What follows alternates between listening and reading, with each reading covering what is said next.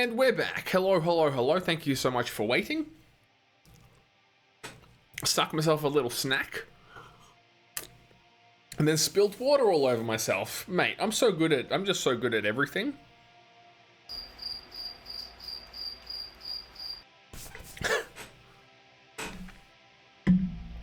Okay, so I'm just going to update the stream info and then we'll be away. Okay, so I'm going to be cheeky and topical. D2 Resurrected. More like just play GD instead. Now we need a Lenny face.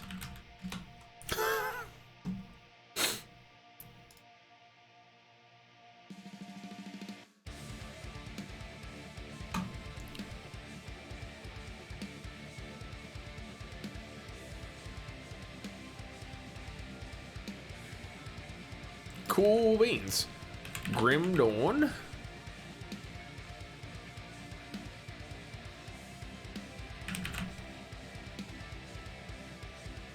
Change up to some chunky tunes because we're going to play a chunky game now.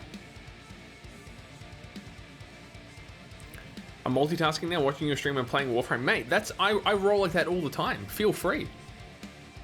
What is this path of an Exile expansion pack? Let's go. This man gets it. Got a meme at all the games.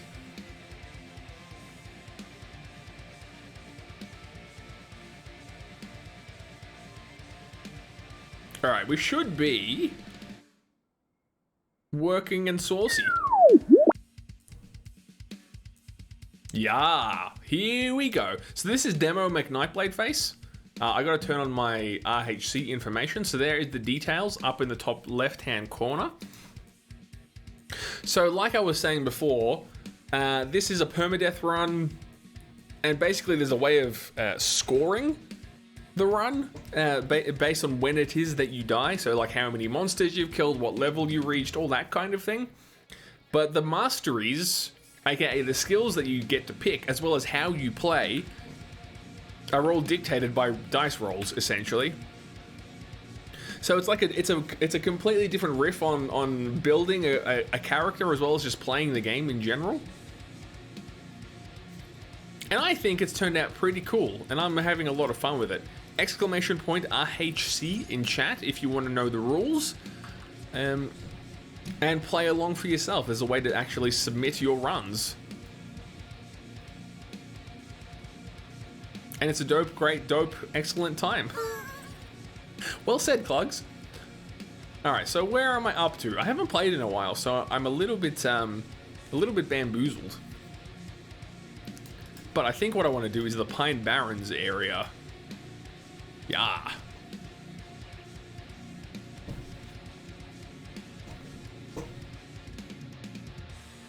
Yeah, cool. Let's go. So yeah, I have to do a Demolitionist / Nightblade using only two-handed weapons. And so far it's been fairly cruisy, I'm not too concerned. But you never know with these things. I'm a fairly experienced Grim Dawn player. But you know, ripperonis are around every corner.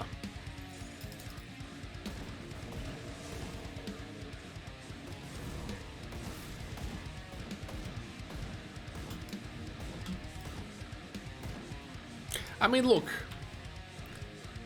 while we're on the topic, are there any other isometric ARPG? Yo! Let's go, Steph. Thank you so much for the host. Steph Tacular, an excellent individual, long-time supporter, long-time Twitch colleague, friend, person. Thank you. What a champion.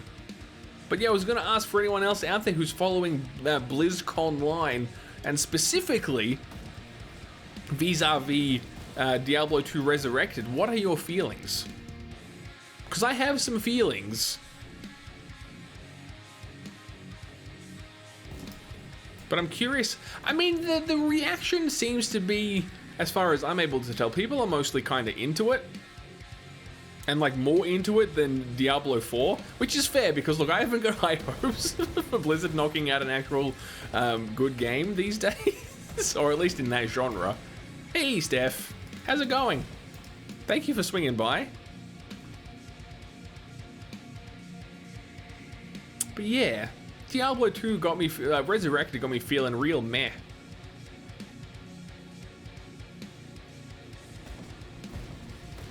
Because it sounds like they're just reskinning the old game without really doing anything else. So it's not really going to be up to modern standards, I suppose, unless you count Diablo 2 a modern standard, even though it's a 20-year-old game. So I don't know, I'm skeptical. Apart from having random jaw pain and can't stream for a couple of days. Wow.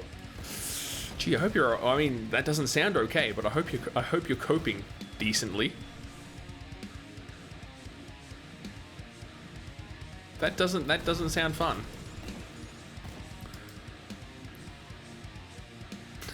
Lewd, Sid. Yeah, I know they're also doing Diablo 4, but yeah. Is there much information about what they've got planned? I've heard a little bit about like an open world sort of situation going on with D4, but in terms of the overarching kind of design philosophy on skills and that kind of thing, I wonder what they've got happening.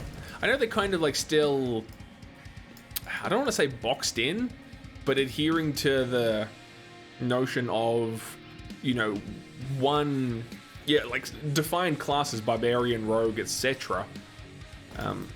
So it'll be interesting to see how much build diversity is there. It's like swollen in the joint from sleeping or eating. So random, but I'll live. I hope so. I hope you heal quickly. And yes, I've played Path of Exile. I've actually streamed it a little bit, and I've kind of I fell off the wagon, so to speak. I've been intending for the longest time to give it a proper go. But it's fun, but it keeps losing me. And I don't know what it is. Maybe playing multiplayer makes it more fun. So I don't know. They're definitely going with the class fantasy. Yeah, right. And look, I'm not surprised. It's just how they kind of, I don't know. How do I say? Revamp or revisit the kind of archetype that they've set for themselves in the genre, but also make it actually good?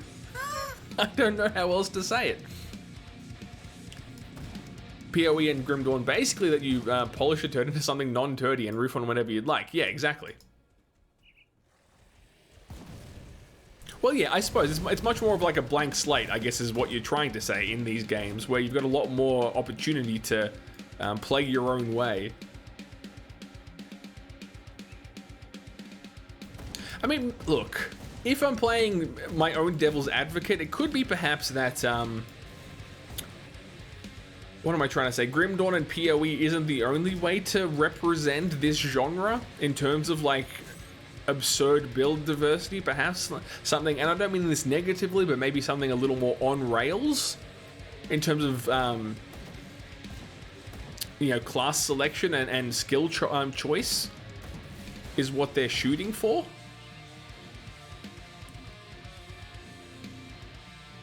So it's kind of just a different way of playing the game, and maybe there's more diversity or more focus on diversity through like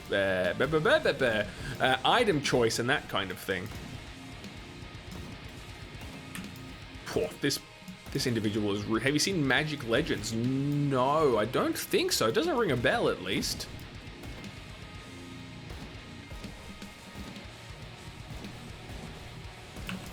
Freaking tunes, man. Looks like maybe it could be the torchlight we wanted, but good, yo. I might have to Google that and put it in a tab in my browser.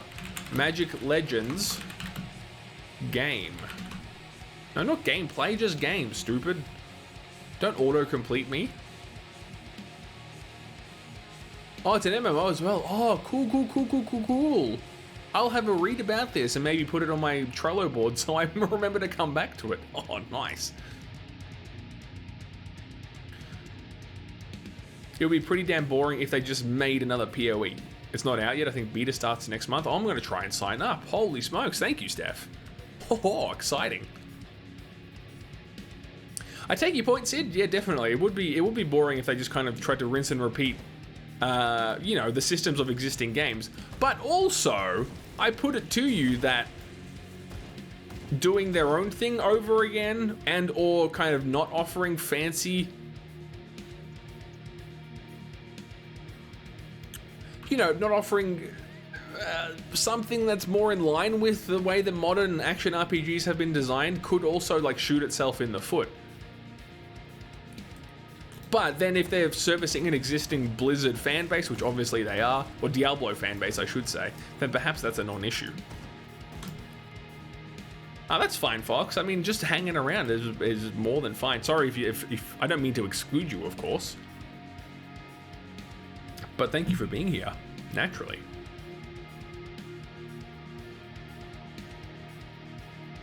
I'd be careful with how you interpret the MMO though, since that's basically used for a lot of yeah, for sure. I mean, if there's hub town, yeah, I get that, but still, if there's like hub towns and like, you know, that kind of thing, and it's easy to party up and trading systems, all that kind of thing, it could be cool. Could be cool. I'm not expecting World of Warcraft though, or anything like that.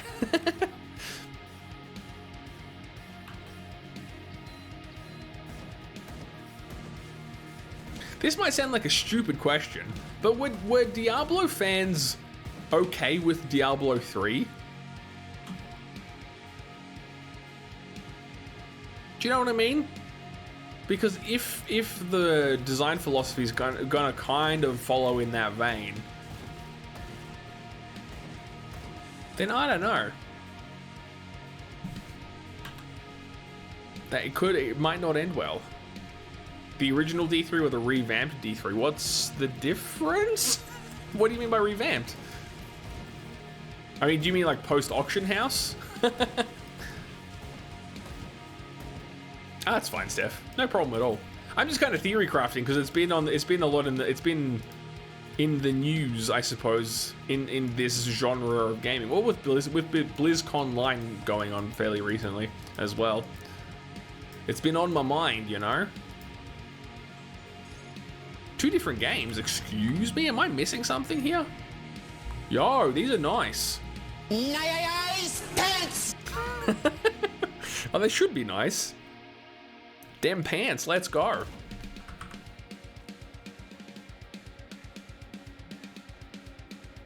How long ago? I mean, I probably played it after, like, post redesign. No, I didn't play it at the very start. Oh yeah, I know what you're referring to. Yeah, it's all the post auction house stuff, right? Where they rebalance drops and all that sort of stuff. I know what you mean now. But the question still stands. Like, you know, as a more general fan of these kind of games, for me personally, Diablo was at the bottom of the barrel.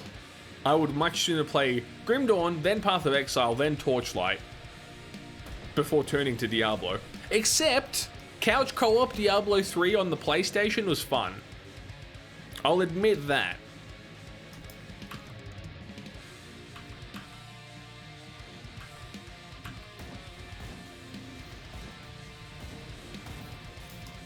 Your net crashed? Oh no.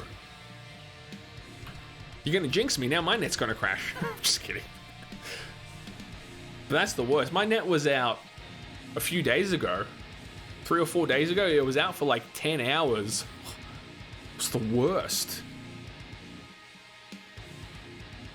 Like, how do we live without interwebs? We don't. That's the trick. Yeah, it was terrible. And with no explanation, and it wasn't like an outage in my area or anything like that. And my router was showing that it was connected. It was very weird. Contacted my ISP and they were like, yeah, we'll talk to NBN and we'll log a fault. And then it just came back on its own. I don't know. I'm glad my internet's back, but I'm tilted that I never knew what was wrong. The original game was insanely deadly, and without the auction house and trading with other players, would have been super hard to get. Yeah, for sure. I remember them rebalancing the whole game after gutting the auction house, for, like removing it from the game.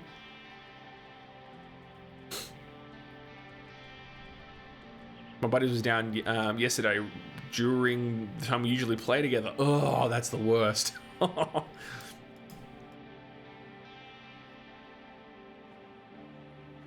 But for me, it's less about like the lootification, for lack of a better term, available in Diablo, or at least Diablo 3. It was more just the, I don't know, the feel of the game in terms of, I mean, the combat feels not bad. But the way itemization works, in like the way it's coupled with skills, like you can basically hold something in your hand and like never use it. It's, I don't know, it's a bit strange. And also the constant, what am I trying to say? I lost my train of thought completely. The ability to change skills at the drop of a hat, like I'm very not a fan of that personally. So yeah, but look, it's fine.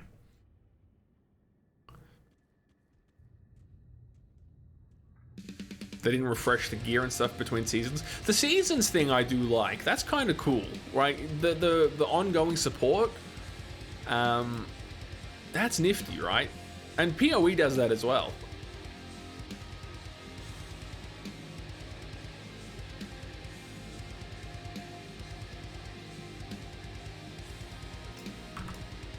But yeah, just the core systems for Diablo 3 never really grabbed me.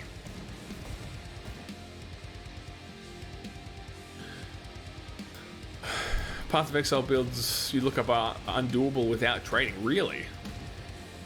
Oof.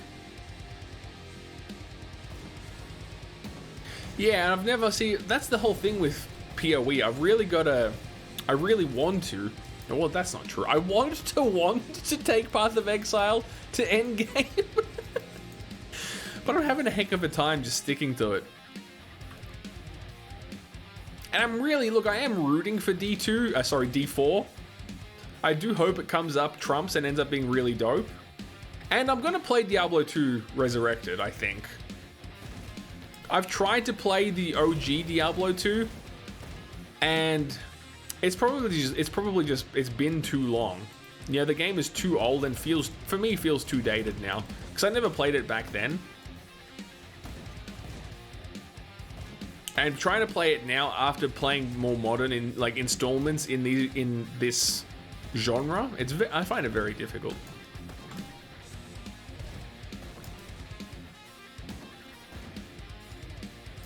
Bippity bop. And if you don't do a min-max build, you're not killing the end stuff? Yeah. I mean, I get it, because you need endgame for something. Or some kind of endgame. So yeah, I don't know. Yo, how's it going, Charlie? Grim Dawn captured the atmosphere and ambience of D1 and 2 better than any other game. That's why I like it so much. Interesting. So from what I've seen of D2, I don't know if it feels necessarily as like dark or as ominous as Diablo 2. There are a lot of very green, lush sort of areas in Grim Dawn as well. So yeah, I'm not sure, but yeah, I getcha. Diablo 4 will be perfectly fine for me only because of the story, because it's Diablo. Yeah, and I know there's very rich lore behind it. Yeah, PoE's is a bit sort of contrived, I think. Grim Dawn has a pretty good story. If you really dig into the lore, you got to read a lot of the like the lore pages and that kind of thing. All this stuff, all these notes that you pick up, actually hint towards a pretty interesting backstory. But it's not really spoon-fed to you, I suppose. You get a little bit of a sense of what's going on through the NPCs and that kind of thing, but yeah, it's a little bit obfuscated. But, to be honest, I've never really played these games for the story. But the atmosphere in Grim Dawn's pretty great.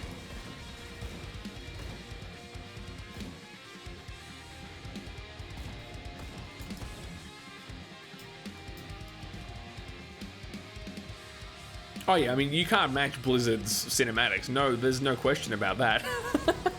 they've got the capital to throw money at that wall.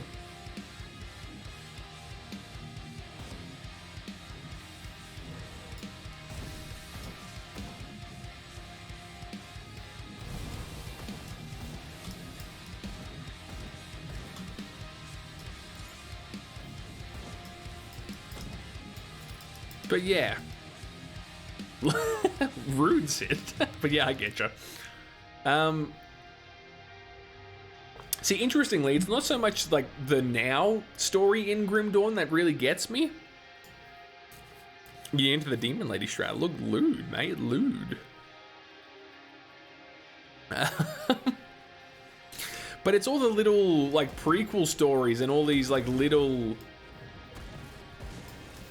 all these little side stories you find of, you know, people who have been lost to the blight that's hit the land. You know, all these like you find these lore notes of like missing kids and mayors of towns that have been corrupted by the invading species, and all sorts of weird and interesting stuff that happened before the current events of the game are going on. So there's some really deep and interesting backstory. The music and soundscape, I assume, is what you mean. Yeah, the music in this game is actually fantastic. I know I'm blaring over it with my own music, but you know, I agree. And the ambient sound actually in Grim Dawn is really cool. But they've done a heck of a job. I guess I'm always going to be biased, mind you, because, you know, I used to play Titan Quest, and this game is made by the developers of Titan Quest, and so it shares the same DNA, but it's sort of fixed a lot of stuff that Titan Quest didn't do so good.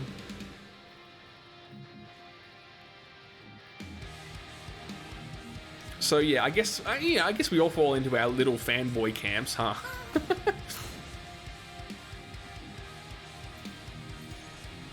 But I am intrigued to see how... I mean, I'm more intrigued about Diablo 4.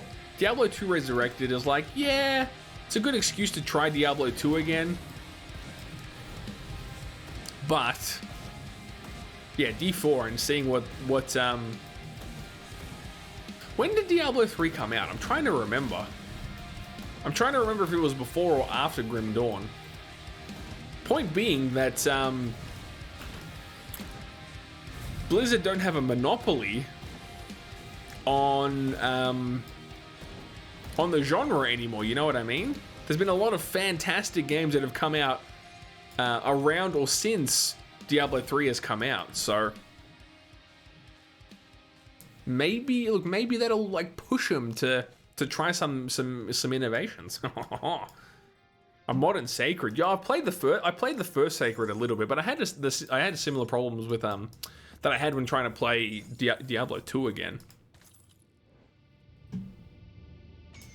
Just insofar that it just felt so dated. Sacred 2 I played a little bit of as well, and that game wasn't great. At least in my opinion.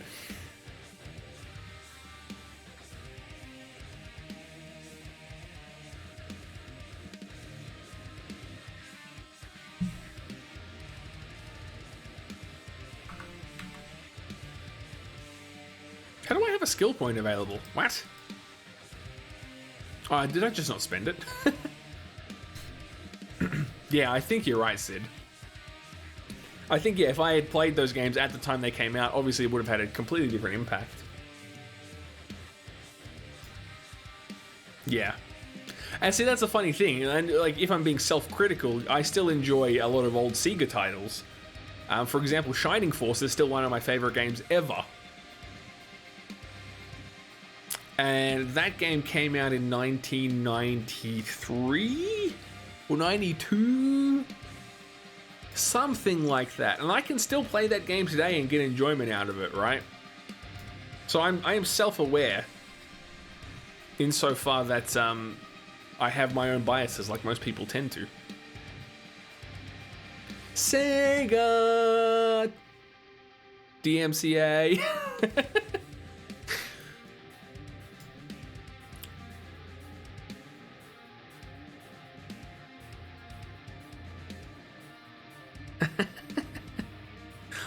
What a console. Yeah, I had the Mega Drive too. Technically, my first ever console was a Master System, but I was like so young, I don't even remember playing it.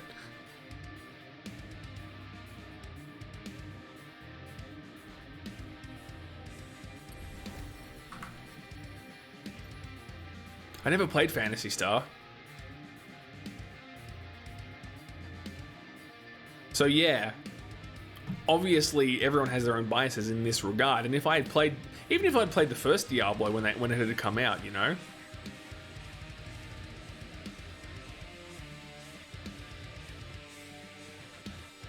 The one Quackman. No, sorry, it doesn't ring a bell, Fox.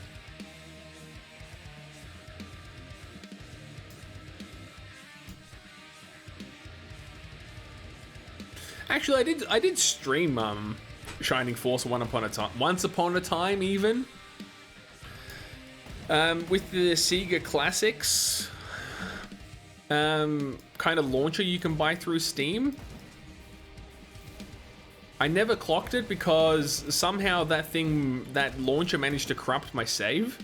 And so I lost all my progress and I didn't want to do it again. Maybe we're due for another run, but maybe I should try to find like a better emulator. Because that Sega Classics emulator is a bit crap. Also, one Diablo clone that I'd want a new sequel in, but modern and actually good, would be Dungeon Siege. Oh, yeah.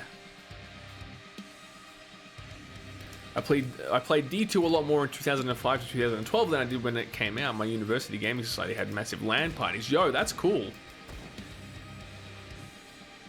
My first experience in this genre, like I was saying before, is Titan Quest, which came. I would have played it around 2008, 2009.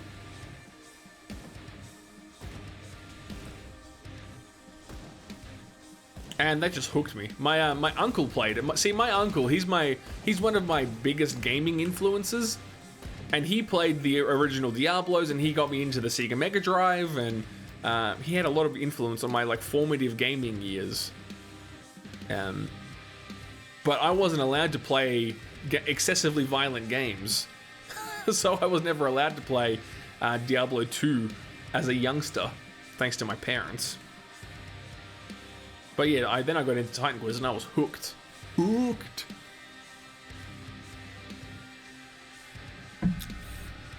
I mean, look, I could possibly react to it, Fox, but it's an issue of possibly getting in trouble with copyright stuff because Twitch has clamped down on all those things. But I could maybe watch the video offline and see if it's safe, and then react to it at a future date.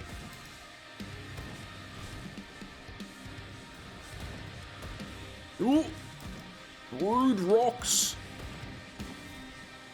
I tried TQ when it came out, and I've got the anniversary edition, but I'm just not into the whole ancient Greece Pantheon stuff, and that's fair. See, that actually really hooked me. That was an interesting thing for me for whatever reason. But I was mostly just hooked at the idea of a game with so much diversity in it, in terms of, you know, builds and gear and all that sort of stuff. I just got sucked into all that sort of stuff. So, oh my gosh, why is all this loot so freaking inaccessible, mate? Telling me, dreaming. Man, I got a lot of junk.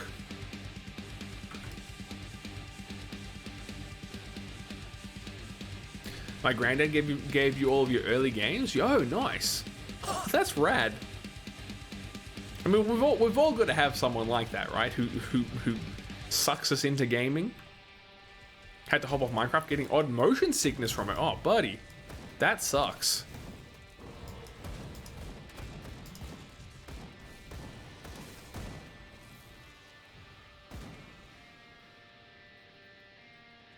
But hey, I'm glad you're back in chat. Nice to see you.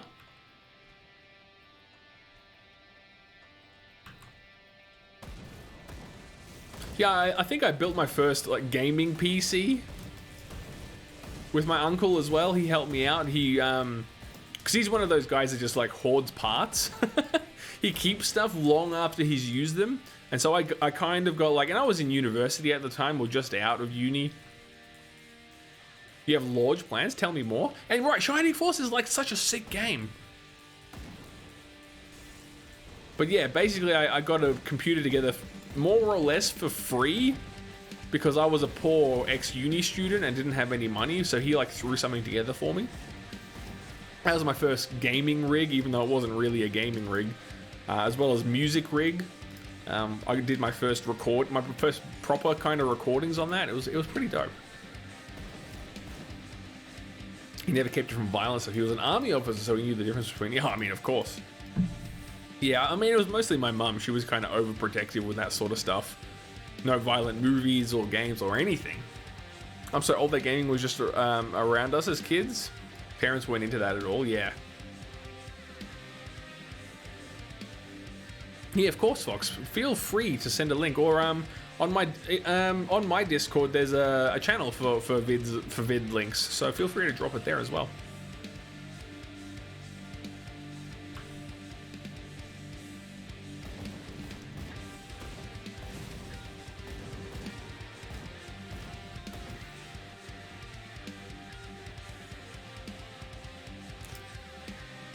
My plan is something like an Ewok village in the jungle with floating islands. Oh, that's rad. With floating islands of the different biomes between the trees connected by bridges. That would be sick, my dude. Tell me, do you often get motion sickness playing video games, or is this just kind of a one-off?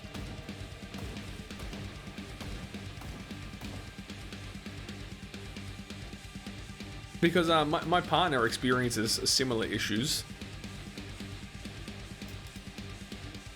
But more so, like, when she watches me play video games, she can get nauseated. Like, from motion sickness strats, basically. Man, too many things in my pocket. We'll go to a dump run. Greg Trooper's attack? Yo, exclamation point Greg me. Or, look, I can even source you up. What have I got for you? Have a multi-Greg on the house.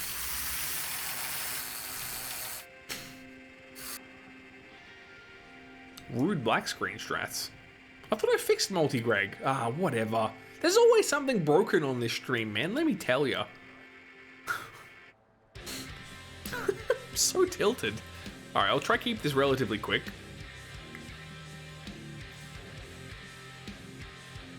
Nah, garbage helmet. Looks fine on this side. Oh, good. On my side, the stream just went black for a second, but I don't know if that was just an OBS glitch. Who knows? Who knows? No one knows. That's the answer.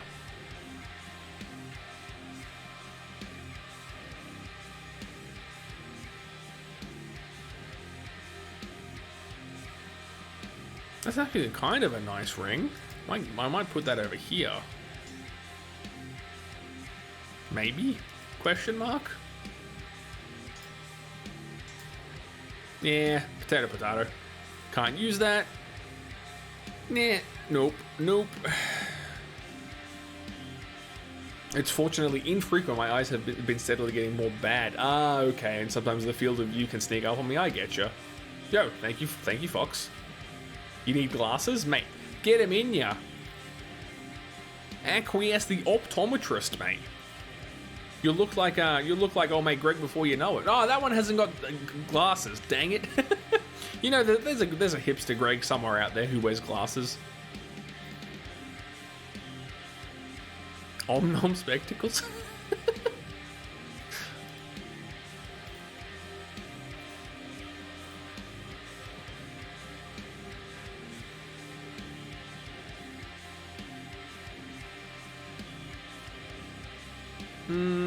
Nah. Nope. Can't use those. Stupid pants are stupid. Nope. Nope. Yeah, look. That thought did cross my mind, hooligan. Dad healthcare, my friend. What can you do? I just hope it gets better for you.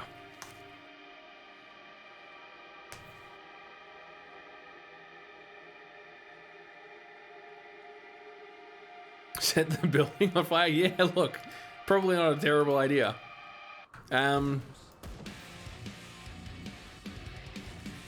What have I been I've been watching Superstore on Netflix recently, which is not a bad show. Not my favorite show, but it's a decent show. But yeah, that covers it. You know, it leans into some of the issues with corporate America and the healthcare system and that kind of thing. So it's been on my mind, you know. The vid is basically about a build that does insane damage and one-shots everything. It's just fun to see that. Oh, of course. And that's something I try to... I mean, I haven't aspired rather to full one-shot strats, but, you know, optimizing builds is always fun. If you're a nerd like me. Anyway.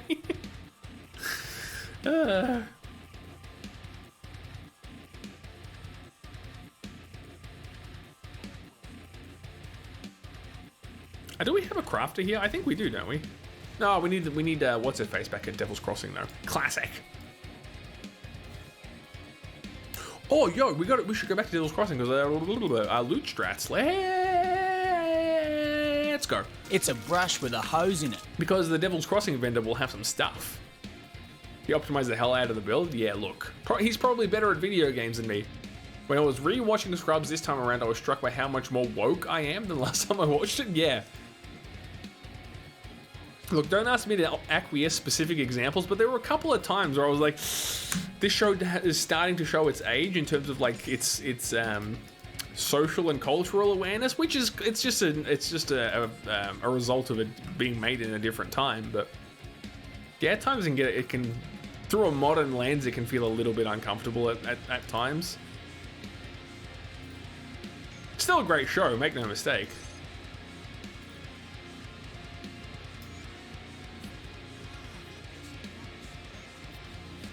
Bada bing, bada boom. Now the quest done.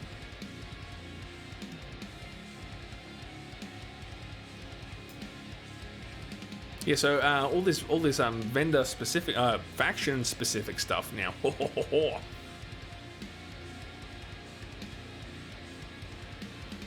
Ooh, baby.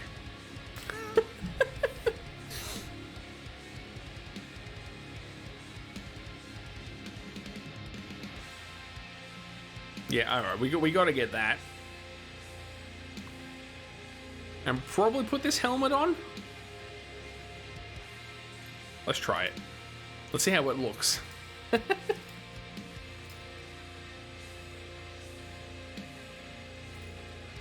Wow, shredded our DPS a bit.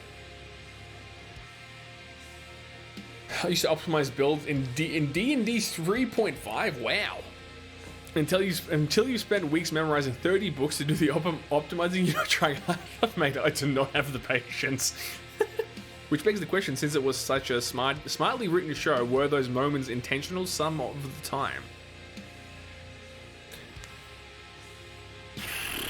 I mean, look, you have begged the question. I don't have a good answer for you.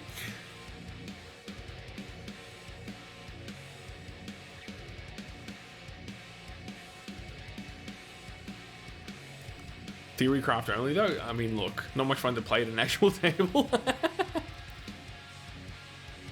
Yo, D&D, let's go.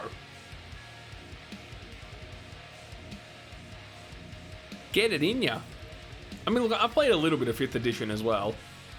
It's good fun. It's good fun.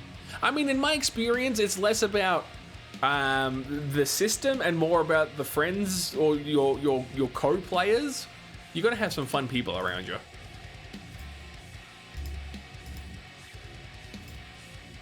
But yeah, look, tabletop RPGs, or I guess pen and paper RPGs is mostly correct.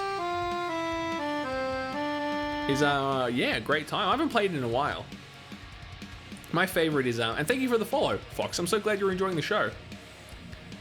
5e is basically 3rd edition, but better. Yeah, it's pretty cool. I've never been a massive fan of D&D as a system, but yeah, like I was saying, I'm a bit meh on systems in general. It's more just about playing with fun people. But my favorite game thus far in the pen and paper edition is Stars Without Number, which is basically like space opera pen and paper RPG. It's so good. I love it so much. All you need in 3.5 is a two-handed fighter with a greatsword. Will be able to wield large weapons, and then you just bop everything basically. But yeah, if you're into space strats, play yourself some Stars Without Number. It's so good. I tend to prefer tabletop to pen and paper, a la Warhammer Quest. Like with your little, what are they called? your figurines, etc., and your map strats. I get you.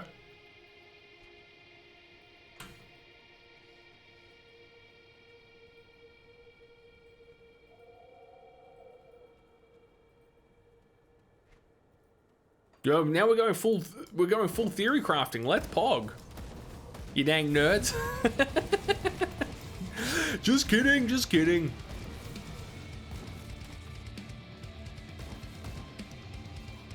Spiked chain? I mean, ouch. Why you do this?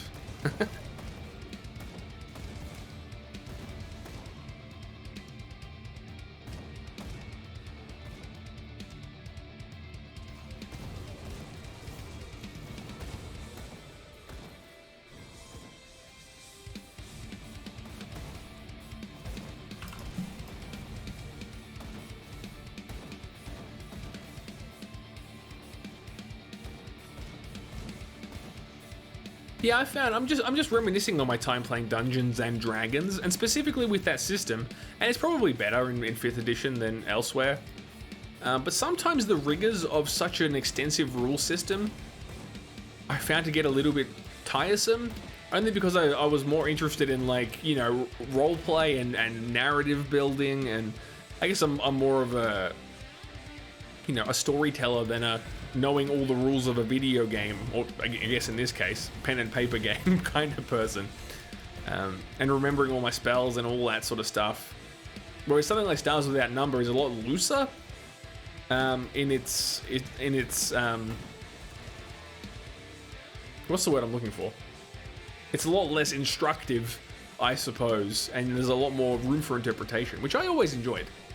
Because you could kind of, like, as long as it seemed reasonable, you could kind of more or less do what you wanted within the bounds of what your character was able to do. So, yeah. My first character was a wizard, but practically not knowing what I'm doing in the next campaign. Yeah, I mean, everyone's got to start somewhere, though. I'll be playing a Gloomstalker Ranger with crossbow expert feat. Wowee.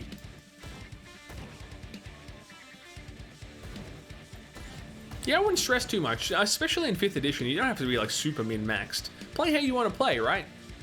If you want to do some weird build that doesn't make sense, why even not? It's all about disarm, trip, kill, infinite chain. You know, the only way we're going to sort this out is you both have to roll characters and then 1v1 IRL and see what happens. Just saying.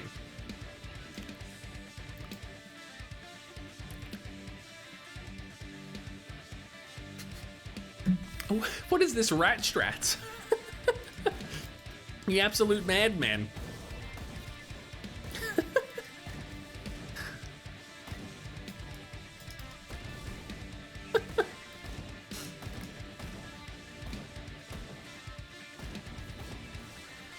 Where does one get a bag of rats? Like, is this actual real lore, or am I being taken for a bamboozle here?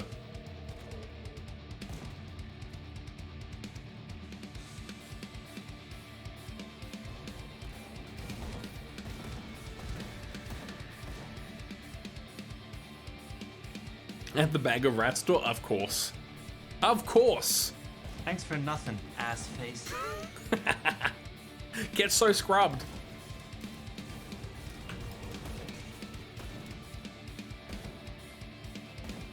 It's rule playing as opposed to role playing? Yeah, look, I get you.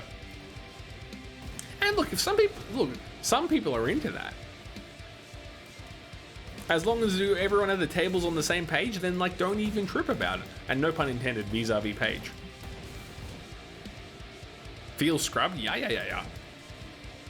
Let me feel my feelings, Turk! A lot of so-called role players don't really role play, they just rule play? Yeah. I get you. Yeah, and see, I'm more on the role R-O-L-E side of those kind of games. But that's just my bag, you know, that's just what I'm into. Coming up with a cool world and some cool stories with some cool friends, that's where I'm at, you know? If I wanna get all nerdy and game the system, I'll play a game like this. Classic.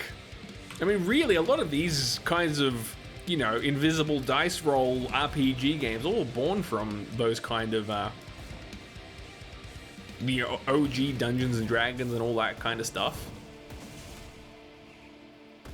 So in a weird way, we have D&D to thank for Grim Dawn. Whoa. Yeah, it's like, I don't want to... And look, those of you who have played tabletop RPGs or pen and paper RPGs know how hard it can be to get all of your players in the same place for, you know, an extended period of time. And so I don't want to get together with my friends and then, like, just stare at a rule book for hours on end. I want to interact with the people there. I've tried rule bookless storytelling games, and I do like my character sheet and catalog. Oh, for sure. I don't think you can just go in without any kind of structure from some kind of rule set, but I don't think you can kind of... I think it's better not to let it completely dictate the cadence of play or get in the way of just good storytelling, you know?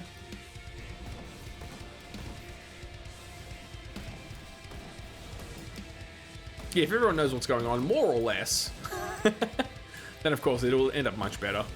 Just having an amazing game master. I mean, Sid sounds like he had a good table then, bud. It definitely would be easier while being younger as well. I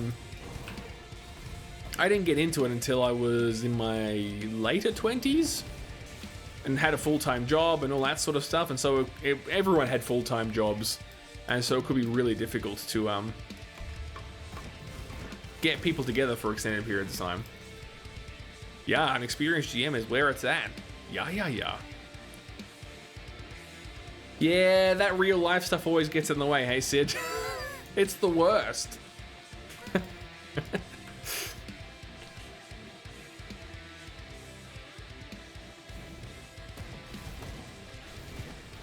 Ah, what the heck? Move, bruh.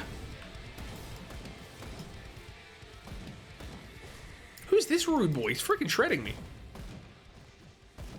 Yeah, get dead, you dang stupid fool.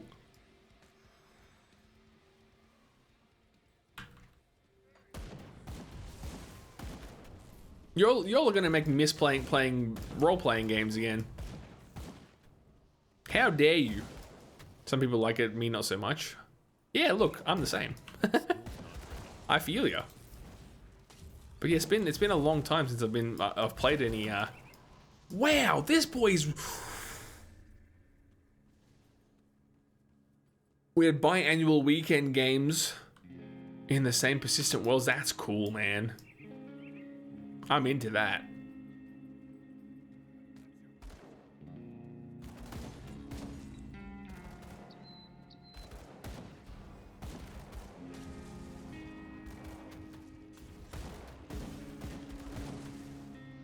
$30 players, 10 GMs? Holy smokes. Yeah, that would be a good amount of prep. That's amazing though, dude. All right, we good.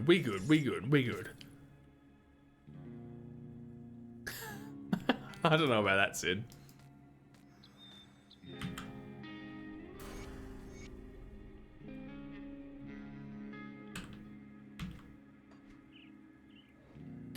All right, we got to keep climbing the Nightblade tree. Let more points. I got to put more points in there too. So worth it. Yeah, I can imagine it would have been. Man, that's like a convention before conventions were a thing. I mean, conventions probably were a thing back then, to be fair. But you know what I mean. Because now, pen and paper role-playing has become so much more pervasive in pop culture than it used to be. Thanks to, like, Critical Role and all those blokes. Back then, it was, I think it was a lot more niche, right? And so getting that many people together? That's not a night plane, that's a night plane. Yeah, look.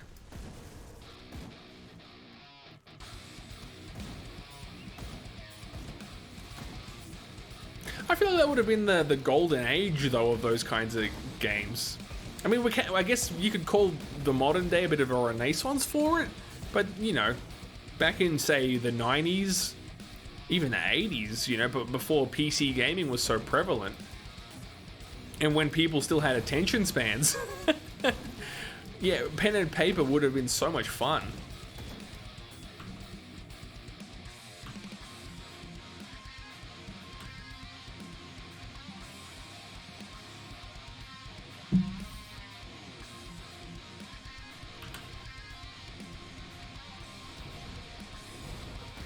But attention span seems to have gone the way of the dodo.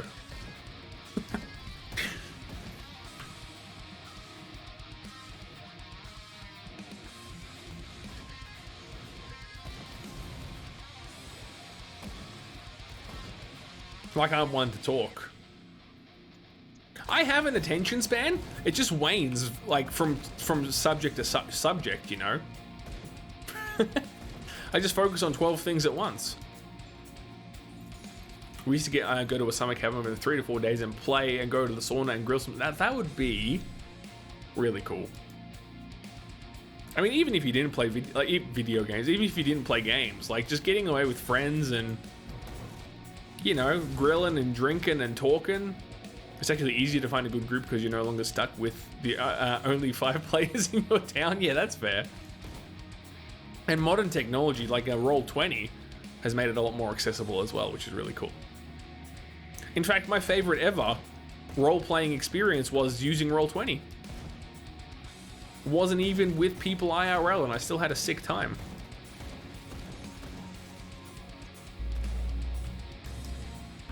In a strange kind of way, it makes the game less in the way because Roll20, especially now, has so many systems like pre-built into it, so you don't have to look up the rules. It'll do your dice roll and all that kind of stuff for you in a lot of cases. Oh, it's so good.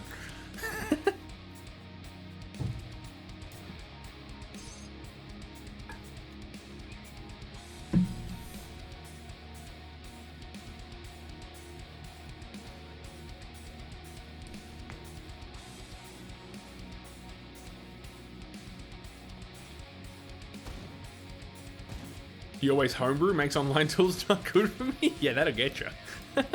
Though, if you can ever be bothered, Roll20 does support homebrewing, kind of. I'm pretty sure you can build custom games and stuff into it. But if you're constantly changing your rules and that kind of stuff, then yeah, it's less useful for sure.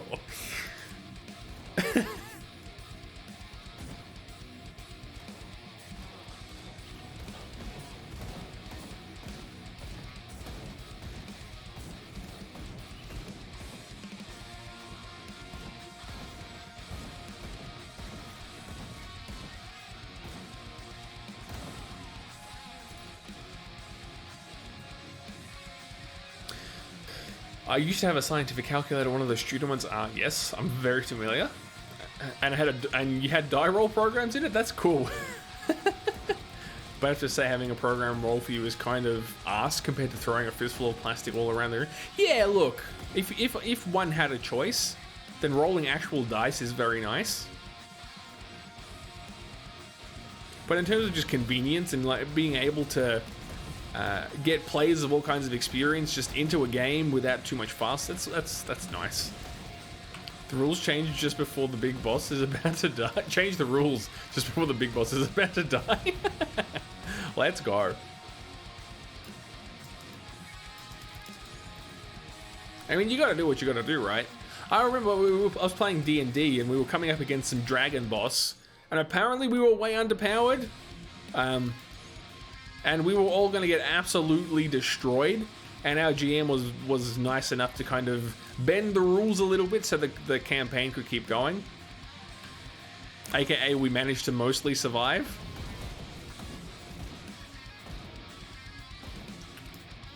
Because we were all having too much fun, and it would have been a real shame if we all got wiped sort of relatively early on.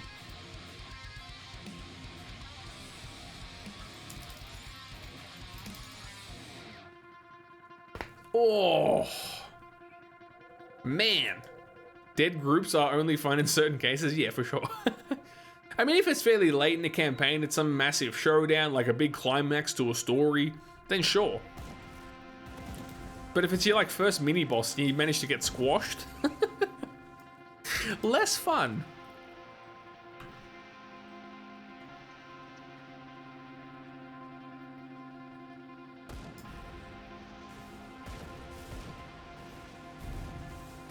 Some pen and paper might be funski over Discord could supplement with like a private wiki with stuff in it and tons of images and music and private discussions in text form between the GM and character, and like online save character sheets. I get you. I prefer them to lose and get captured and have real full. Yeah, there's a video game that does that. Outworld, Outlands, out something. No, did I just open GOG? I better not have. Out something. Please hold. I really like how it handled the system. Outward. You never died in that game. If you died, you would kind of be, yeah, I did open GOG. Please die. Basically, some random event would happen. Get out of here? Yeah, look, basically. Yeah, instead of dying, some random event would occur. Like you'd get captured by pirates, or, you know, you'd end up somewhere random when all your gear would be gone, but you wouldn't be dead. It handled it really nicely. I really like that system. But yeah, Sid, I've actually on several occasions looked into like role-playing games that could plug into Discord. I've yet to find one that sounds actually good to me. But if you find something, I'd be more than willing to look into plugging it in. I was thinking about, at one point I did build my own Discord bot that was kind of like a light-on role-playing game. So I thought it could be really fun to build like a really cheesy B-grade, Greg Corp TM themed role-playing game of some kind, almost like Paranoia, if anyone's seen that tabletop game. Ah, you mean over voice chat? I getcha. I was thinking like a text-based turn-based kind of situation. No worries at all, Fox. Thank you so much for tuning in. Yeah, get some sleep. Catch you later. The least fun I've ever had in our games was when one of our GMs started actively playing against the players. Yeah, that's no fun. They've got to be like a neutral party, right?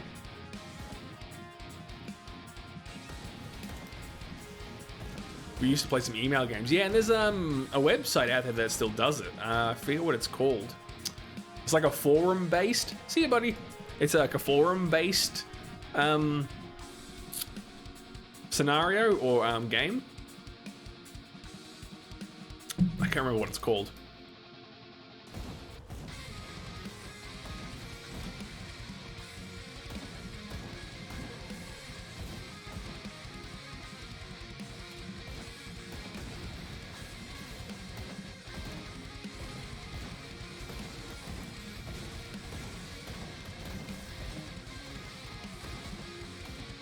We should start a VGA Planets campaign?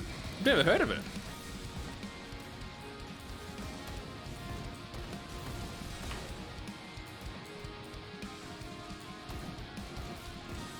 It's like you do your turn, send the turn file to the host. He runs the turn. Yeah, it's kind of similar to this forum. It's not exactly the same, but it's in a similar kind of ballpark to this forum thing I'm describing, where it's kind of, it's turn-based and you asynchronously take turns. And it's like cooperative storytelling, and then dice rolls where relevant. It's a planet controller war game thing. Ooh.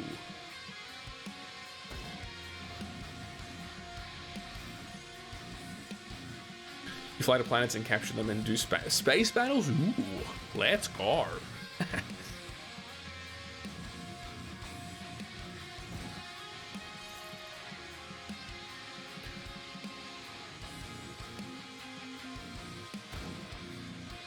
But yeah, you know, in terms of asynchronous role-playing, there's a lot of options out there these days.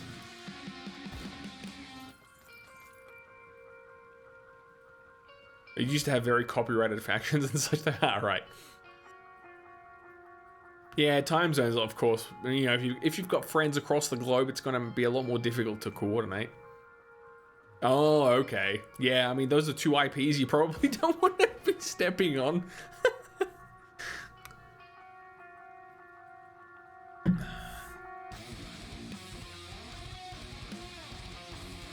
Oh, baby, the bops.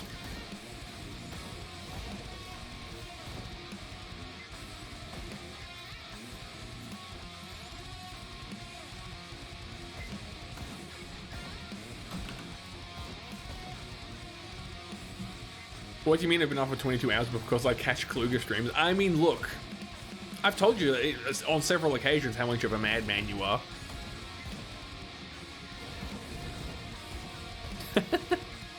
If you started playing role-playing games across the globe, you'd be even more sleep deprived. You're crazy.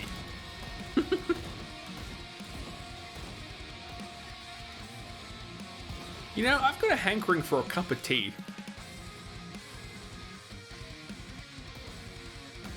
But I can't be bothered making one.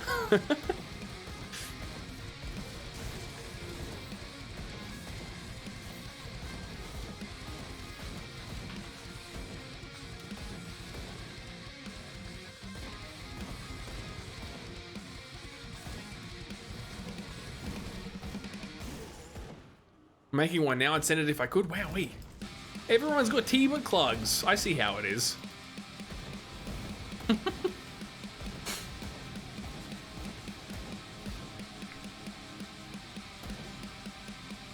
Just got done reading a very interesting article about the possible Bethesda ZeniMax purchase by Microsoft. Yo, tell me more.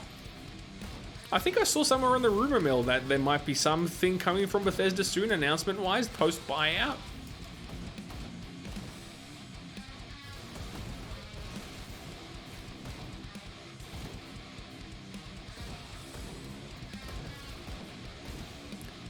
Fallout New Vegas 2? Fallout 5?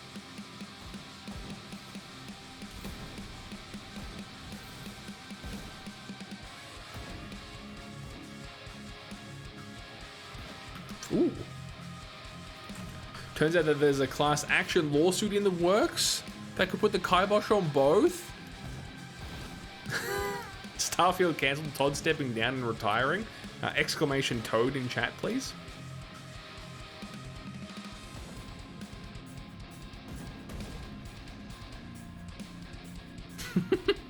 Every time, baby.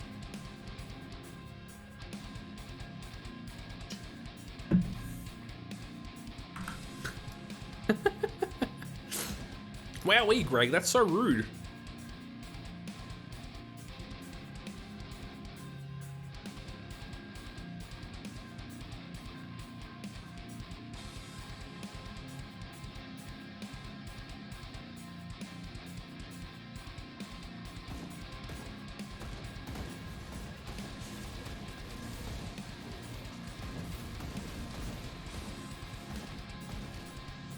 Alright, tell you what. Step 1, I'm going to bop the boss that lives in here. Step 2, I'm going to make some tea.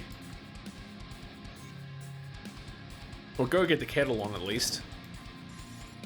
See, this is the thing with the longer streams. I think I talk a lot more than most streamers. And I project. Like, you're getting my full voice strats, right? I'm getting a little bit hoarse. Apocalypses, friends, there's 50 humans of being remaining. Wowee. That's what being up for 22 hours will get you, Sid.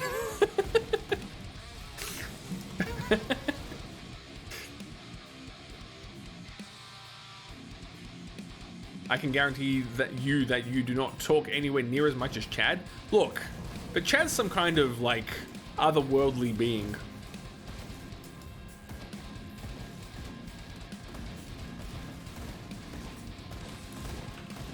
Fallout 4 had no EULA on release, EULA if you will, and the Season Pass explicitly stated that purchasers of the Season Pass would be eligible to receive all future DLC as part of that Season Pass. Right? And is there some kind of dispute over how to define all future DLC? Is that an issue that's occurring here? Enter the Creation Club. Oh no. I think I see where this is going, but I mean, even if you can link the article, that would be interesting also. Chad even stops playing for 30 minutes just to read every single character, every single comment. Yeah, look, I think I read out most comments, but my chat's probably not as busy as Chad's. I'm not going back there. Who can be bothered?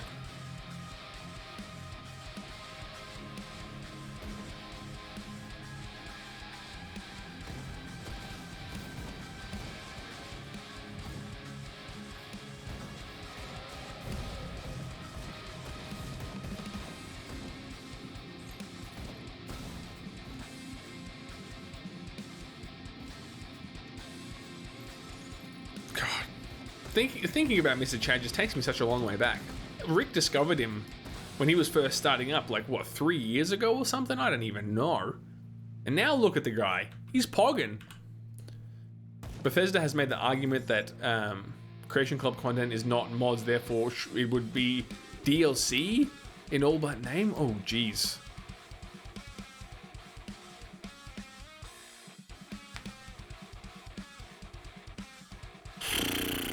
Yeah, that sounds kind of sticky.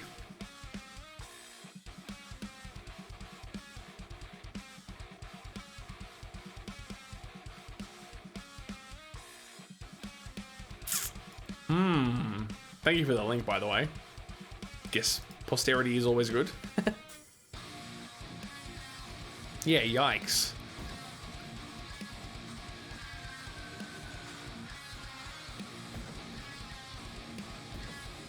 It sounds like a problem only if you want it to be a problem. I mean, yeah, like I suppose. Thank you for the Gregories. Appreciate it. He likes to remain involved.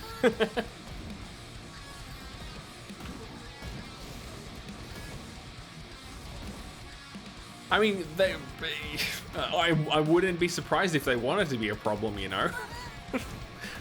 Yeah, everyone's just money grubbing. You know how it be.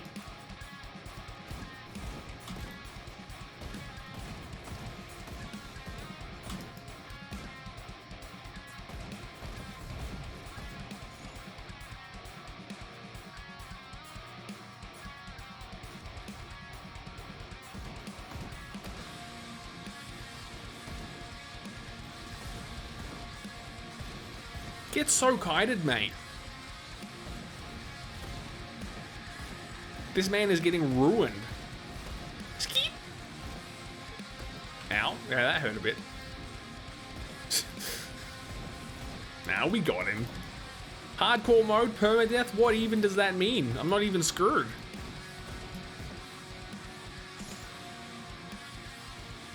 And now we loot. Ooh, baby. I mean, are we full? Get out of here, you yellow junk. The season pass was still cheaper than the DLC separately, and if you picked it up immediately, it was super cheap. So you really have to be a super Karen to care about the Creation Club? Yeah, I feel you. I would never have thought about the Creation Club as DLC.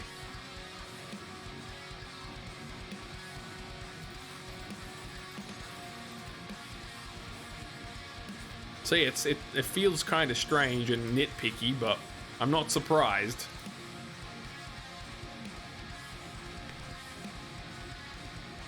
So yeah, how does this lead to? I'm sorry, am I missing something obvious in terms of how this will result in future IP being squashed?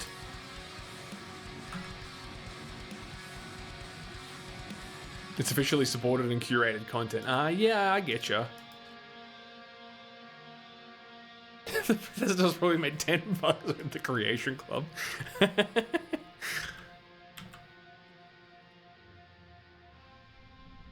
Rip Toad.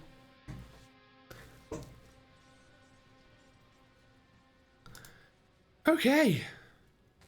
Alright, so now we've got like 12,000 quests to hand in here because we like basically just smashed everything all at once. Let's pog. Oh baby.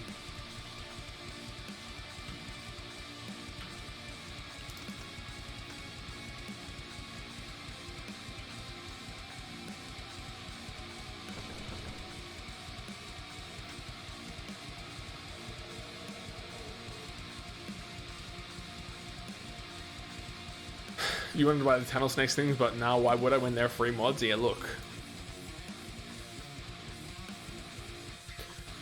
The total of Creation Club content just for Fallout 4 is $280. Wow, multiply that by the number of people that bought the season pass. Yeah, that's not a small amount of money.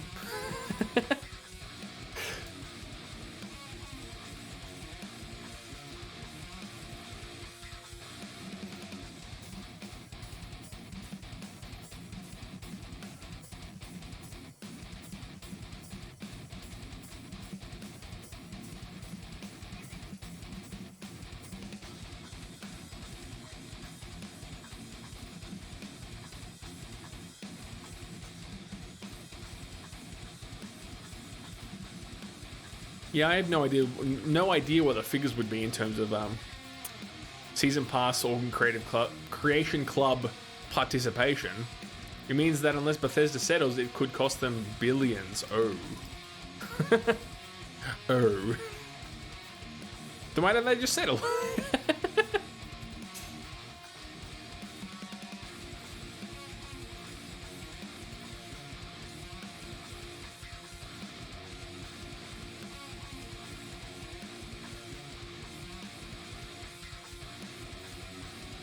Because hubris? I gotcha. The hubris on this one. Oh, it never gets old.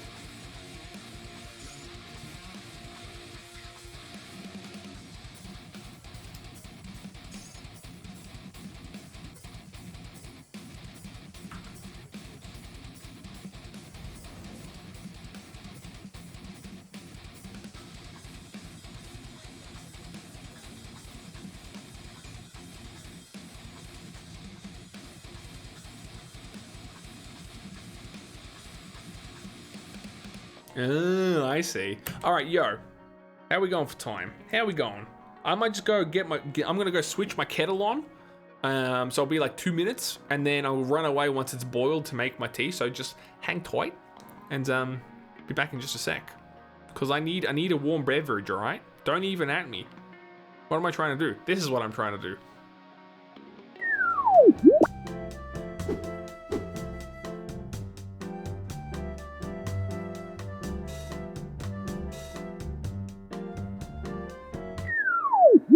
Alright, I'm back, blokes. I'm back.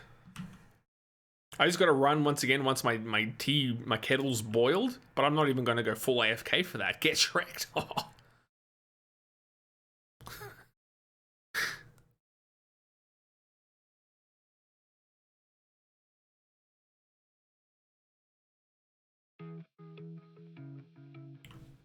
Let King Gath just make everything, mate. I really hope, I don't know what King Gath is working on, but I hope he's working on his own game. on the Unity engine or something, you know? DIY it, mate. DIY. He can build his own engine for all I care. Sim Settle Rip. He has actually done it. It's a brush with a hose in it. That's so good.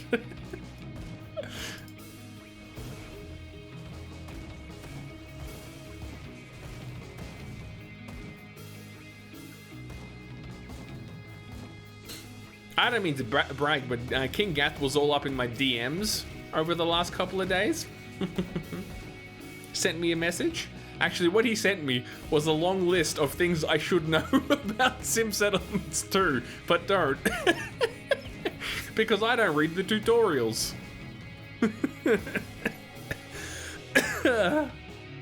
That's such classic Clugs. He stands as a good example of what a good modding community... Absolutely. He's the hallmark, surely.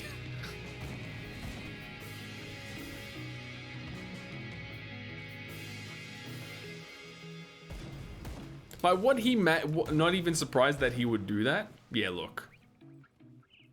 Look, only because I go a long ways back. I'm not a big creator by any stretch of the imagination. You still call DMs PMs? Because for me, DM is Dungeon Master. I mean, I get confused by that too, make no mistake. But yeah, only because I was playing Sim Settlements before Sim Settlements was as massive as it is now. But yeah, I'd be stoked to learn if that he's working on something of his own volition. Because he's taken... I would never in a million years have thought that the engine Fallout was built on could do the stuff that he's getting out of it. It's bananas.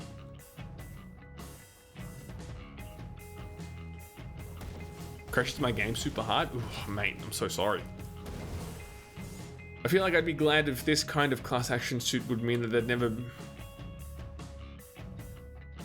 been an Elder Scrolls or Fallout game. Wow.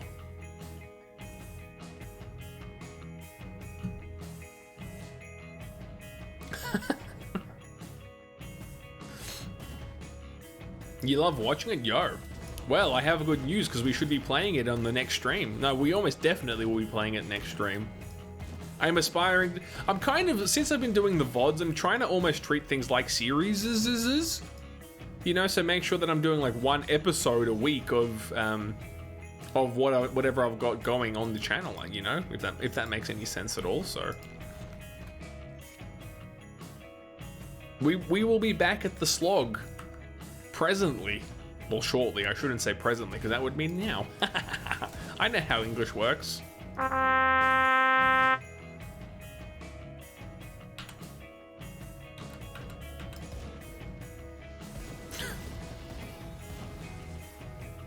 Oh, gets so shredded. This build, man, it's coming together. Considering that I wasn't allowed to pick the masteries, it's going not bad.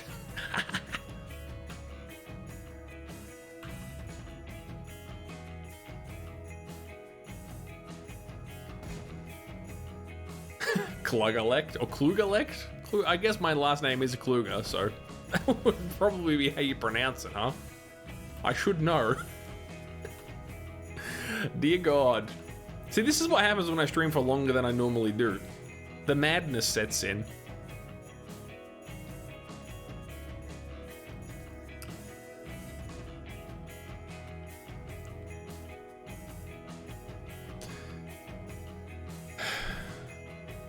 I mean, yeah, look, people do like their lawsuits. Everyone's entitled to someone else's money. Acting like it wasn't always there. Yeah, look, but sometimes I can cover it up better than other times.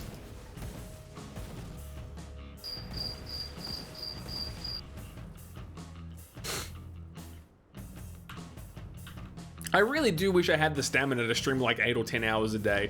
I don't know if I could ever acquiesce that. I'd be much more likely to stream more days but shorter hours, I think, if anything, if I could ever make that happen. But yeah, look. P.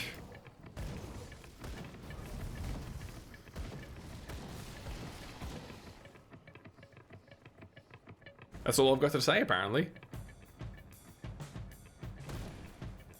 I'd never watched that. I'd watch the VOD in like 5 sittings. Yeah, for sure. I feel ya. You need to want to play the game for 10 hours. Yeah, and look, I don't know if I've ever been that kind of bloke, actually. There's been scarce few moments where I've wanted to play a game for that long without stopping, more or less.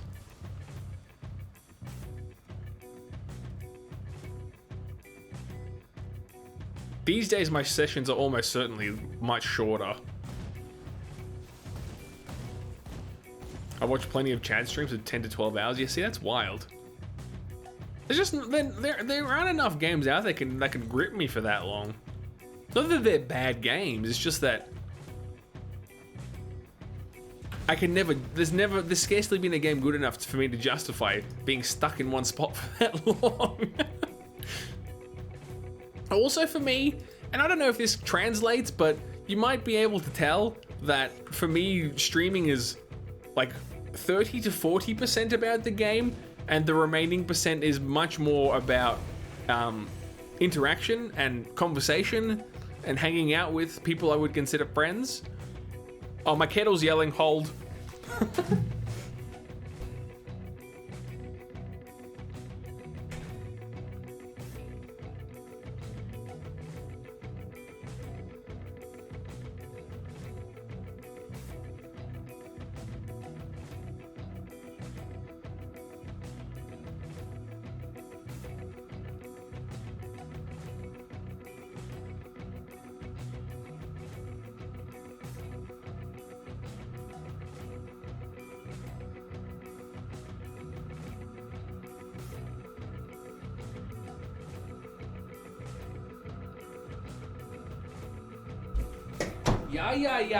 Yeah.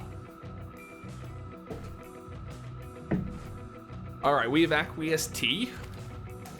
The tea is inside my favorite mug, known as the Blue Nose 2, for obvious reasons. Some bit of kitsch that I picked up from some random like beachside antique store. In this case, I don't see how any Karen-like behavior. I gotcha. Bethesda deliberately tried to screw over its customers by slapping a different name on a type of content. Yeah, I getcha. He played Hollow Knight 4 for 44 hours over 3 streams, trying to do Pantheon 5 where he fights X number of bosses. Yeah, that's crazy, dude.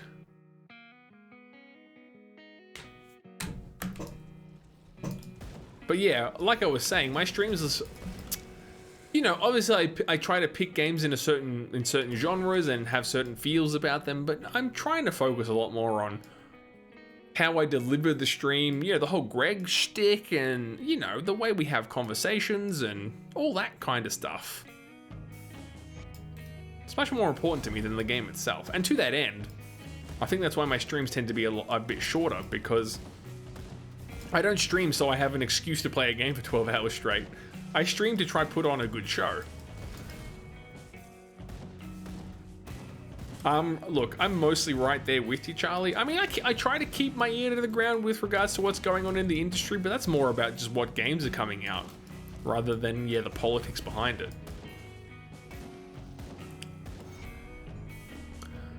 Ooh, baby. Get so shredded.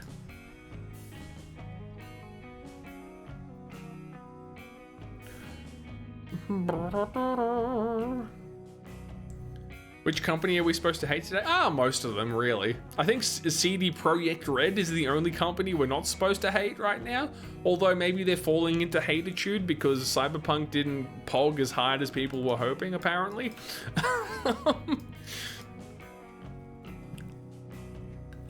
So maybe there's none left.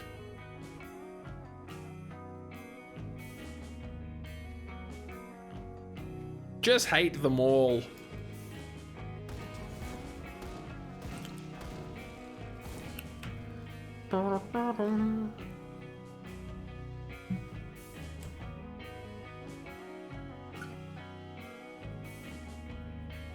But keep buying their stuff. Exactly. I mean, look, that's a larger commentary just with corporations in general and how consumerism works. That's not just the gaming industry. We all have, you know, moral stances against corporations and yet consume their product, but it's very hard not to. So I get it.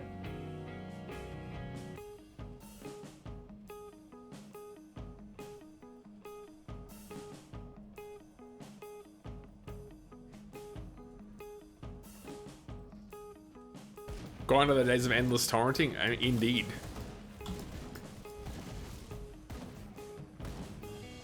Yeah, I mean, downloading is done very above board these days, huh? They've managed to commercialize the act of downloading an entire show and watching it all at once, vis-a-vis Netflix, etc.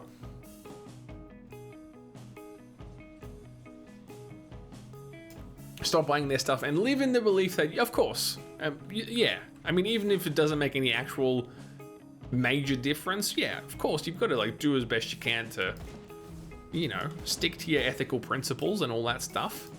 This dawn is grim, Mr. Platt, if I can call you that. This moved. I swear this moved. No, I'm just tripping. I don't feel bad for console gamers one bit. Wowee! The hubris. I mean, The hubris on this one. the best meme.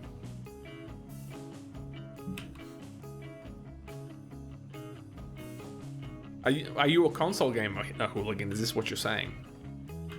Because if so, I may need to ban you. I'm kidding. I'm kidding.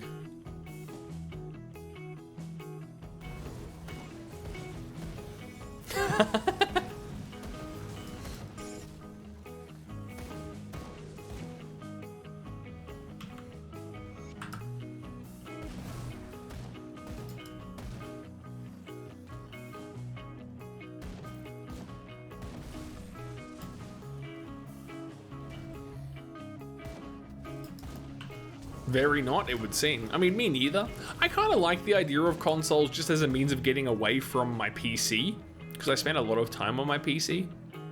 But my console of choice is absolutely the Switch, because that offers enough diversity from PC gaming that it actually feels like I'm not just playing PC games all the time.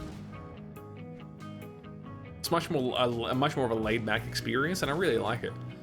I stopped enjoying consoles when I noticed how much they were ruining PC game development. Yeah, it's definitely created kind of a schism, I suppose. Because now a lot of, especially bigger companies have to, divide their time between, or their resources between delivering to multiple platforms.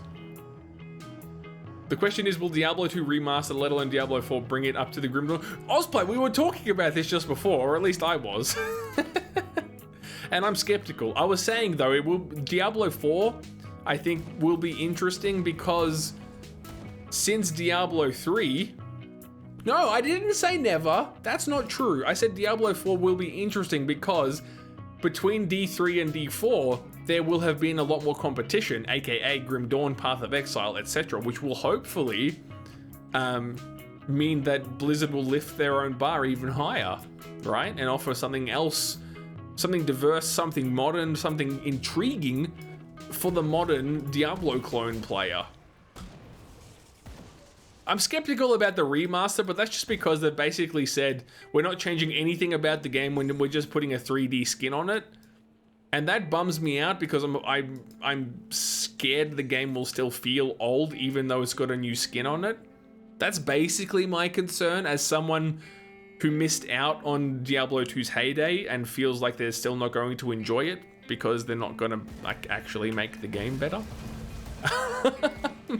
But that remains to be seen. There's still theory crafting. I don't know for certain. Obviously, far be it for me to know anything. But yeah, D4 could be cool. It's so far away though. It's at least a year away. They basically rebuilt it so it works on consoles. Yeah, that's true. I mean, that's definitely going to be a big part of it, right? It's even going to be on Switch, I think. Did I read that right? Who will internets simp for more? Lilith from D4? I think you mean simp, right? Or Tall Vampire Lady. I mean, look. Surely Lilith, but... Yeah, I know, Sid. I'm probably in a majority with regards to... I'm probably in a minority with regards to D2. Because I know that there are a lot of hardcore fans. So I mean, you're disappointed that it's only being reskinned, exactly what it... But here's the question, right? If all you want's a reskin, I mean, if all we're getting is a reskin, and D2 fans love D2 that much, why don't they just play D2? Why do they need to play a reskinned version if it's still the same game? I find it kind of bewildering.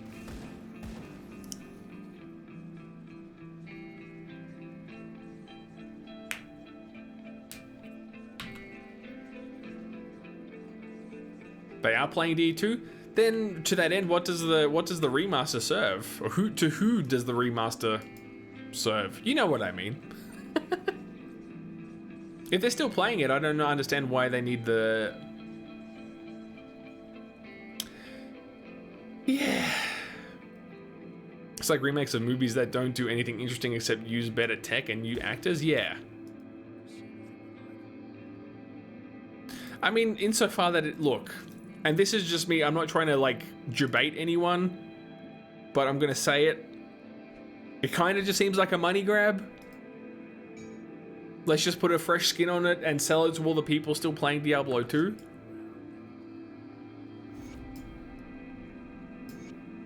Whereas I'd much rather them like see this, like I'd much rather see them take the guts and the soul of what made D2 so special and plug it into a newer engine and make it work for the modern standard of action RPGs. But I guess that could be what Diablo 4 is for, so that would be redundant. So it's very hard to say. It's a very interesting little precipice here for Blizzard in this regard. Yeah, I'm with you on that, Charlie. I would prefer a dynamic experience. Yeah, Hooligan, I get you, but I don't have the nostalgia. For me, it's more like a study in, like, proto-GD. Like, I want to be able to experience and enjoy what it was that influenced games like Grim Dawn. But I find the OG version so hard to play. I was wondering if you'd be playing GD again. Saw your channel has its highest viewed vid as a GD Lightning Boy. Yeah, it's a very old and out-of-date build. But of course, I'm still trying to keep GD in the roster.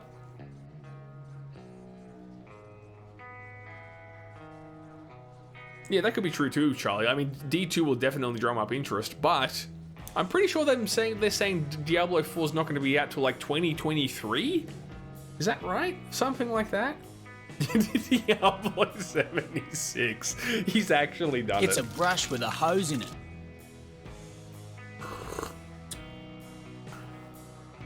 Activision is Activisionally trying to destroy Blizzard? Whoa. That is puntastic.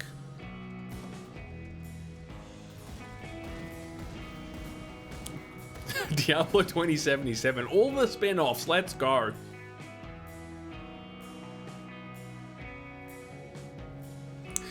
See, look, here's the thing. At the core of all my complaints, what I'm saying is this. I want to be able to enjoy Diablo 2. That's what I'm saying. As someone who's spent thousands of hours in games like this, I really wish I could enjoy Diablo 2. And I hope I can. And that's why I've been underwhelmed so far by the news we're getting about Diablo 2.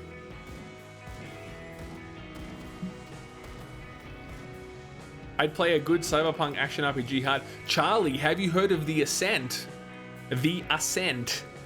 It is an upcoming cyberpunk action RPG. And it promises to be good. The Argonian boys could have built their own action RPG together by now. Look, I wish.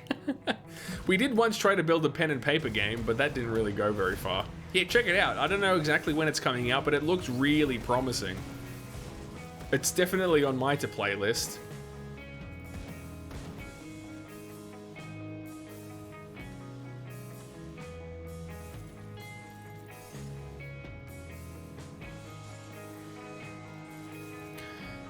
I can't see how D2R is being made to anyone else than people who are already fans of D2. Yeah, that seems to be the case, and I get it.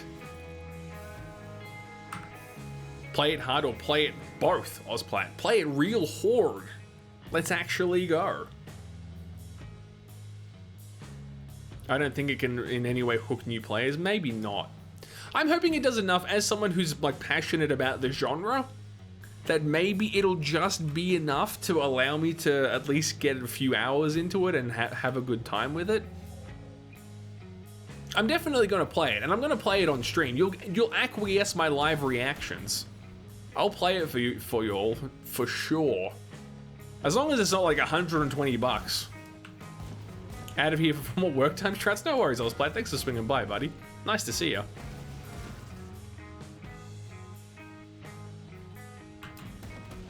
Of course. Of course. I mean, since D2, there have been so many action RPGs that have iterated. That's how I'll say it. They've iterated on what Diablo 2 offered in the first place. I mean, I wouldn't be playing this here, Grim Dawn, if it weren't for Diablo 2. Obviously. But I would say Grim Dawn, I mean, yeah, it's iterated, it's improved on the formula, but it wouldn't exist if it weren't for Grim Dawn, for Diablo. So we have to tip our hats to old school Blizzard.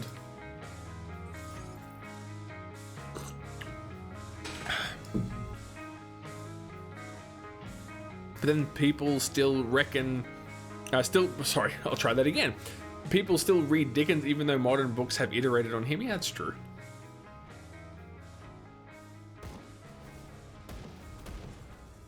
But is that to say that people enjoy Dickens more than someone who writes better than he did? Or are his stories just better? I went back to the meta of enter game, teleport, enter.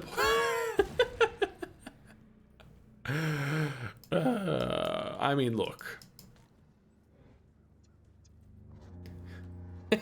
Yeah, you probably wouldn't, hooligan. I get you. I get you.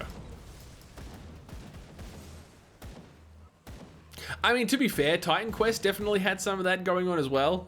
Basically, you know, boss farming by log in, teleport, kill boss, loot, relog to re-roll the loot table. I feel like that's actually a bit of that's more of like a staple of the genre.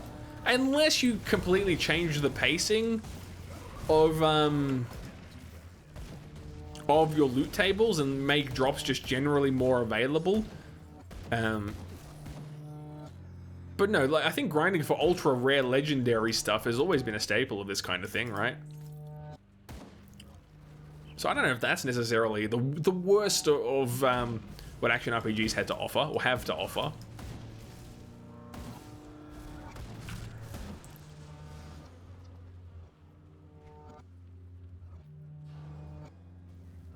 There was, I remember in Titan Quest, there was a specific mace.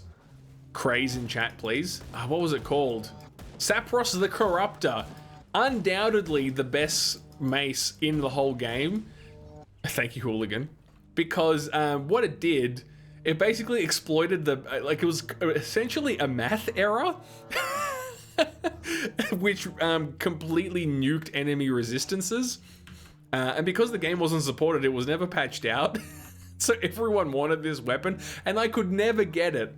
I was grinding the boss that most commonly dropped it for, it must have been 100 hours, and I never got it. It felt like 100 hours anyway. D3 introduced rifts so logging out. Yeah, that's true. That's actually a good iteration, to be fair.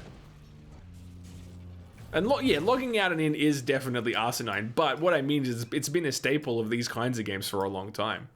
You have to run, don't want to, but work calls. No worries at all, my dude.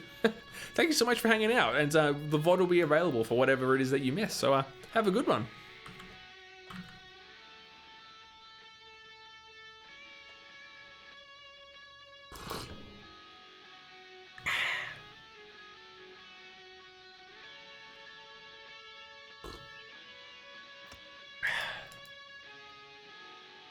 Yeah, this tea was a good call.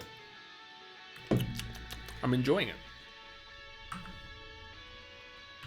Can I just say though, I enjoy the deep lore of these conversations so much. Like our community is not humongous, but the fact that I can talk with several people in such a like mature and responsible way and have like differing opinions and like learn stuff.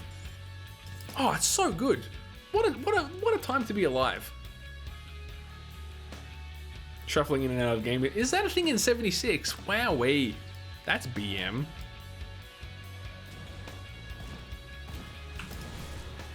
Yeah, it doesn't have to be a thing, but yeah, I think you've got to be clever about your systems because it's always going to be a habit of the role of like the loot-based game player to farm for the best items constantly. And I guess you've got to find some way to appease that. Ooh, that hurt. And I think Path of Exile does that too, right? They've got rifting as well, essentially, or something like that.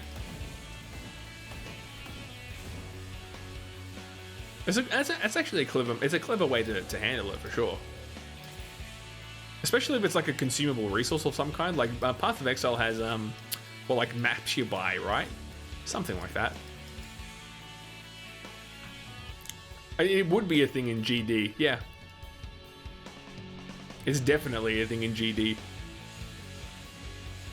Because it's single player instance, so I mean you could do rifting. I mean that could feasibly be a thing in this game, but it's not. So, hooligan, you having issues, mate? That sucks, mate. I feel ya. I acquiesce you vis-a-vis ISP madness.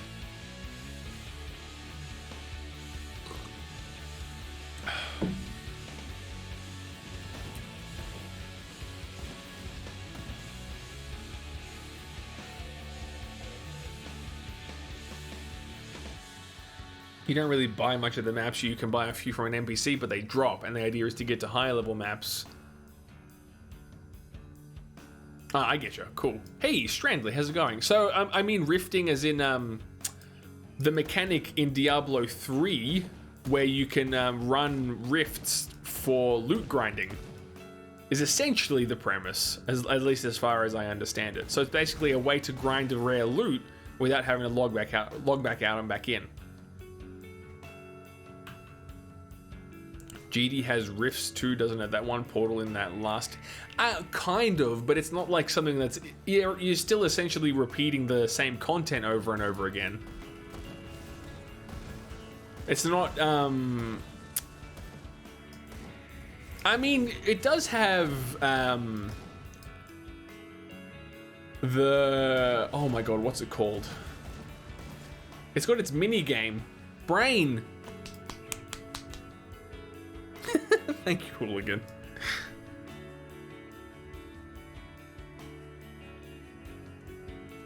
Anyone? The mini game in Grim Dawn? Where you can just, it's basically infinite levels. I suppose that's kind of its version of like an instanced rift. And you can get pretty sick loot from it, because you basically just keep fighting higher and higher level enemies indefinitely. Starts with C. Oh my gosh. Crucible. Thank you so much, Strandley. Stupid brain. That's the closest I think Grim Dawn has to any kind of like instance loot grinding kind of thing. But it's not within the game itself. You have to log out and then go over to the Crucible to do that stuff, which I guess works, but I've never been super engaged with the Crucible game mode, funnily enough.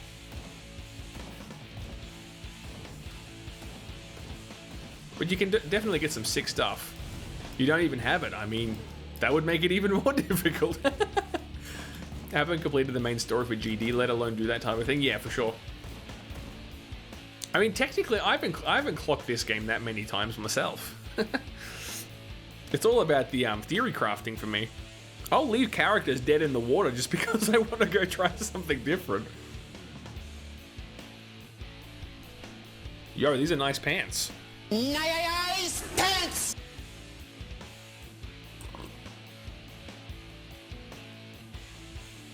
They might be nice pants.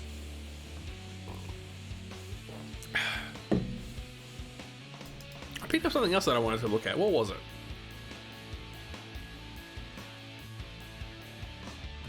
No, it's fine. Move on. Move on. Move on, Clugs. Stop getting distracted.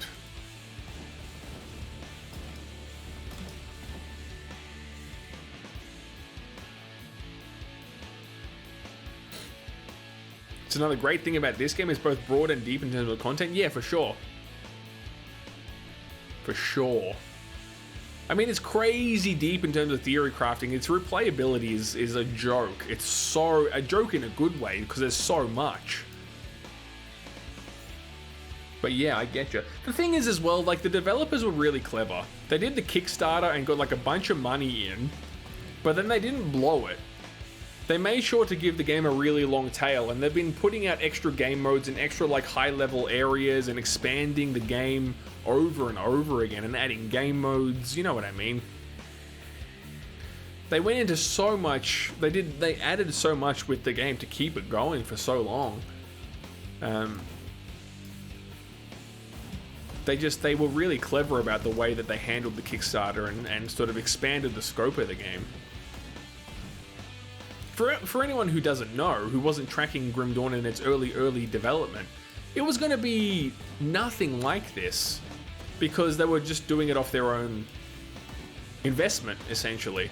So Act 1 was pretty much going to be the whole game, and they were going to release that. That's been especially impressive to me, the post-release support. Yeah, it's bonkers, huh? But yeah, the Act 1 was pretty much going to be the whole game, and they were only going to have 4 or 5 masteries, because they didn't have any other financial backing. So they were going to release that and then try to expand based on the support they got. But then the Kickstarter happened and their whole world changed. And now we've got this incredibly long, deep and complex, sexy game. I love it so much. So good. I am a fanboy. Fight me.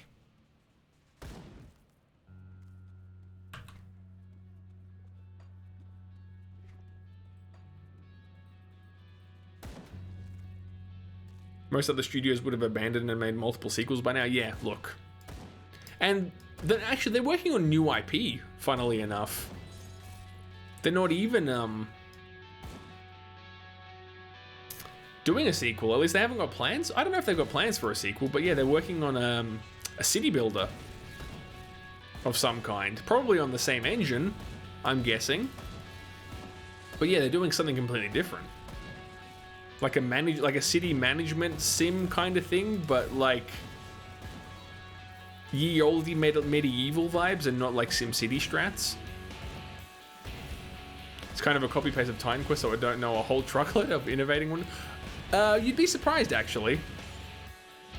It definitely has the same kind of DNA as Titan Quest in terms of how the masteries work and all that sort of stuff, but it's a lot more balanced. The combat's paced a lot better.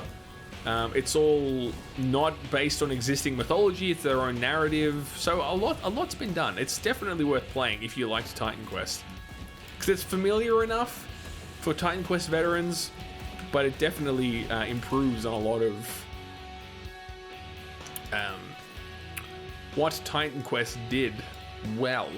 An ARPG RTS mashup? Yo, that would be cool. I was kind of hoping that that's what they might have been doing with whatever else they were working on behind the scenes. Whatever this game is going to be.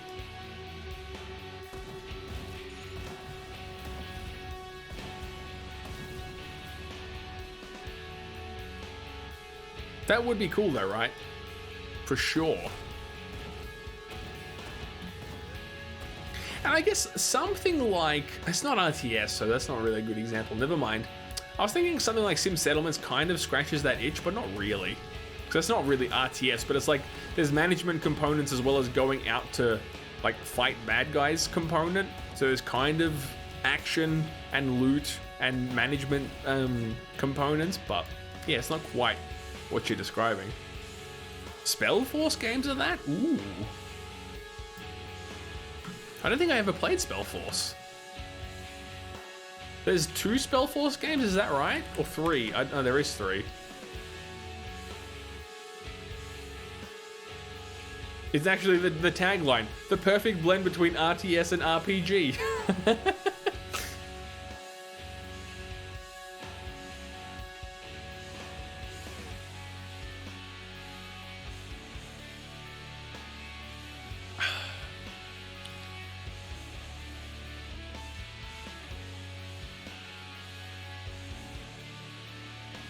Maybe it's worth checking out. It's unique? Ooh.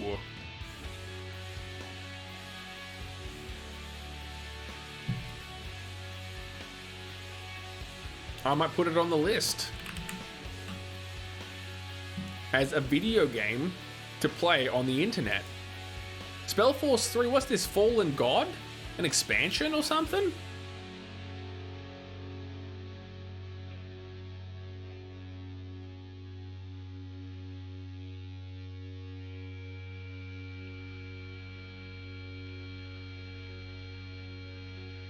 It is an expansion, okay.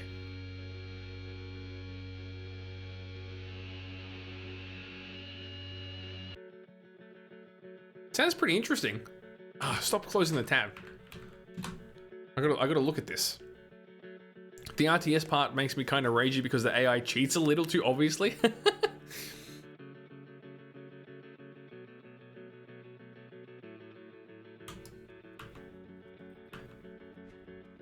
I play on the highest difficulty, so that probably... I mean, that wouldn't help, no. If the AI is going to cheat anywhere, it's going to be on ultra hard difficulty. Yeah, I definitely heard of Spellforce, but I'd never looked into what it actually is. It sounds pretty cool.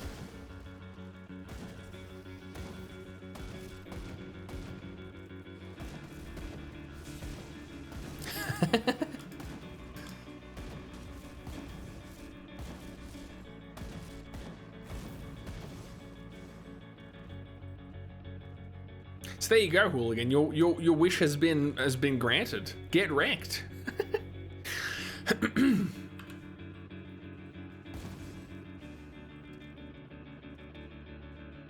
I rage quit months ago out of frustration, but yeah, I'd recommend picking it up during a sale. Awesome. Yeah, I'll add it to the wish list and keep an eye on it. Because that sounds pretty intriguing. Though, to be fair, I've never been great at RTS, but...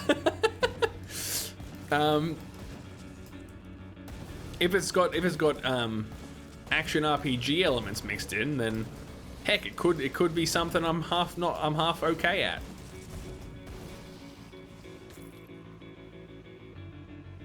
Seen it pretty cheap but never pulled the trigger. It's a little bit older now too, so there may be a good chance that it goes on sale pretty regularly. Fingers crossed.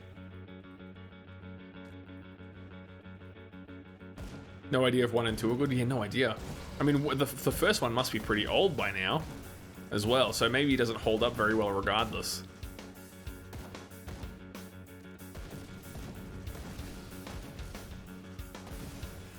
The last game I did that with was Inquisitor Martyr, and that turned out to be pretty good. Yo. Yet another game that I still have to check out. Too many games.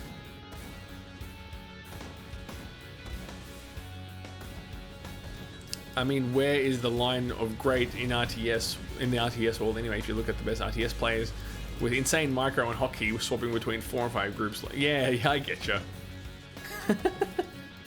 I mean, more that my strategic mind is not very good, for lack of a better term. I'm not very good at forward planning with those kinds of situations. To put it simply. I make bad decisions. Yeah, likewise, Strandley. I am not a micro individual.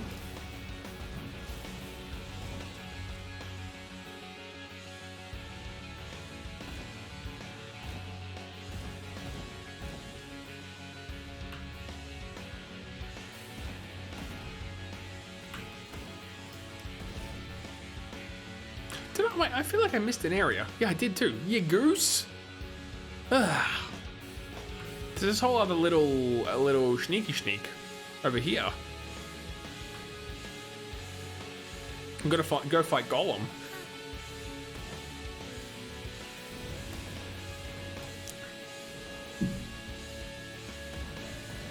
Yeah, look, I get you on that regard, Hooligan. I remember when I used to play Age of Empires as a kid. I never wanted to like just go and win. I wanted to build the sickest base I possibly could, and I would have like 12 separate layers of like exterior walls and like turrets and ballistas and guard towers, and I just wanted to make an impenetrable fortress instead of actually winning.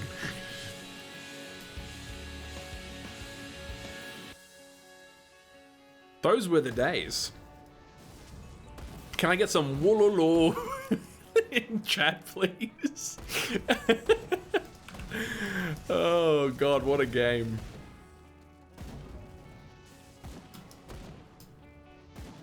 Thank you, Hooligan. Any game that puts me on a clock usually annoys me. Yeah, I get ya. I feel that. Yo, was this a thing anywhere else? Because I got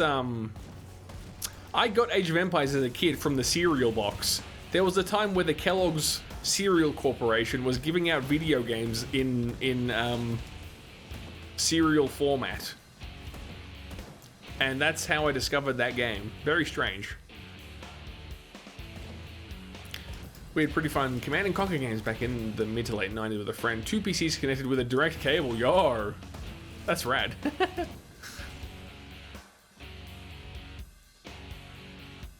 Yeah, the extensive base building is like very appealing for sure. I've never played CNC though.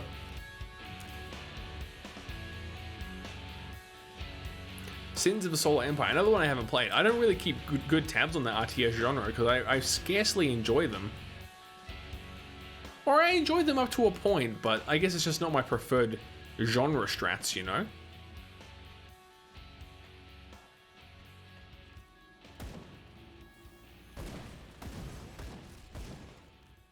StarCraft and Warcraft, yeah, they definitely wouldn't have been as good. That's much more micro strats, right?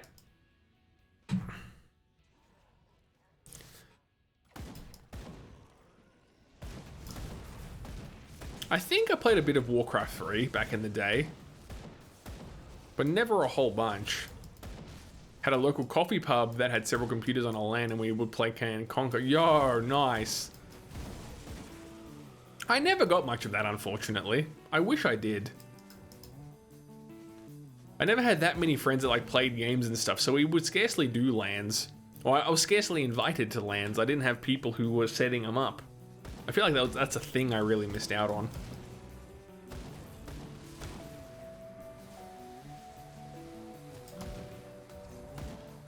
Yeah.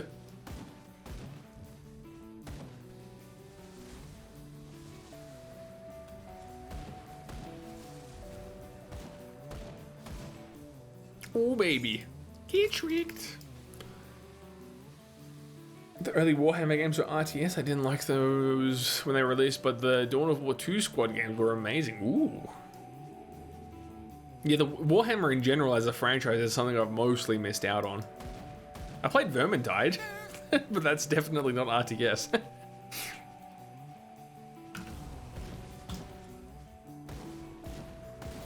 The window for LAN parties was a small time in the late 90s. Yeah, but still, I missed out. Just it's a different way to interact because, you know, obviously we can play online together these days and it's pretty simple to get set up, but it's more the environment, I suppose, the act of getting together with friends and participating in a thing that everyone enjoys.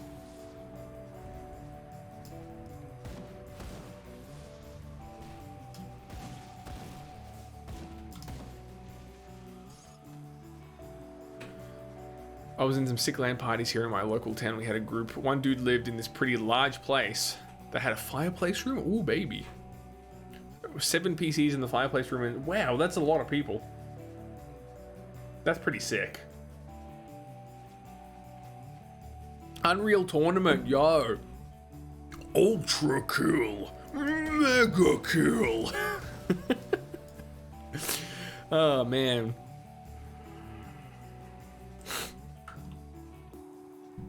I only really got to play those locally, essentially, like against my younger brother or even just single player against the bots because, you know, I was a bit too young to go online. You know, around that time that Unreal Tournament was a thing, I was, you know, not even a teenager.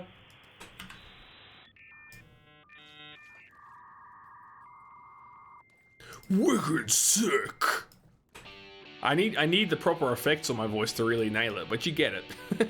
More or less. I think I'm doing it justice.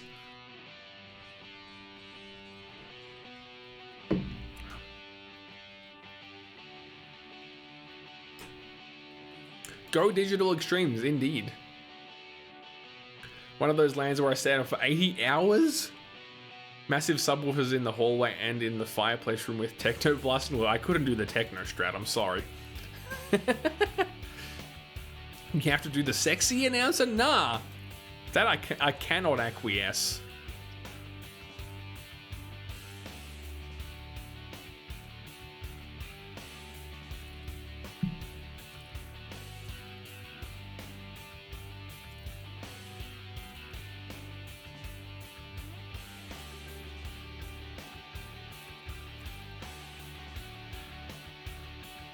Thank you, Sid. I'll have a look. But I'm sure I won't be able to do it justice. Sexy though I am.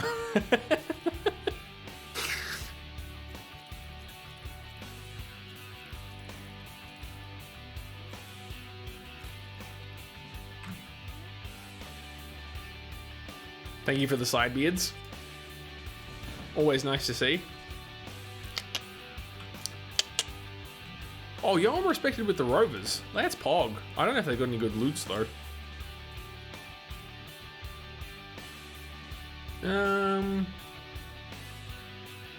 Probably not.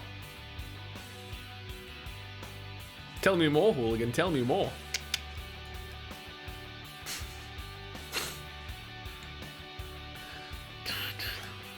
good a gun when? Wow, what's wrong with my gun? It's doing the Lord's work.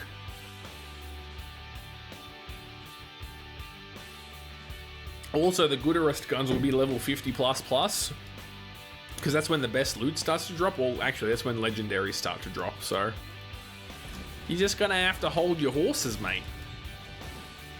I should go check. The Homestead the Rovers might have some. Death when? I mean, imminently.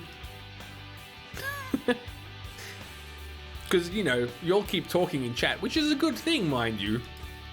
But I'm going to get too distracted at one point, and I will get blepped.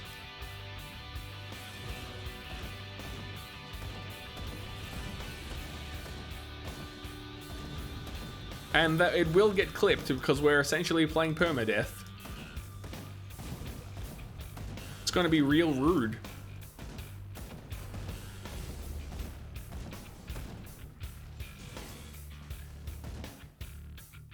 Though, I mean, I shouldn't struggle too much on this difficulty level. I should be able to get through without too much of an issue. But, you know, that remains to be seen. Yeah, get out of here. Give me the sauce. You know what? No, I'll keep the yellow loot filter on for now. Sometimes you can get a saucy yellow.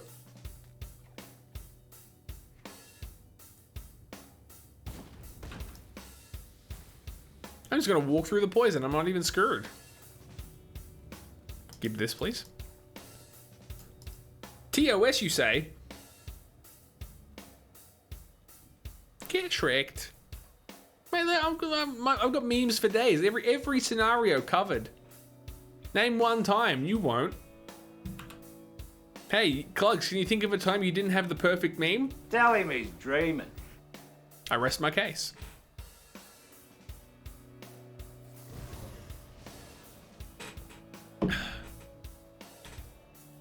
May Chump of 2021? Wow.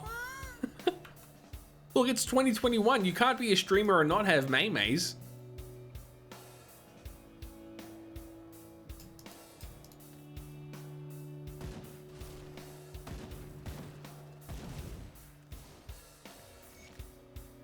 You know, see, I told you. I know, and I know all the things. The hubris on this one. It's a bomb with an oof in it. It's a brush with a hose in it. We've done it. We've created the perfect synergy.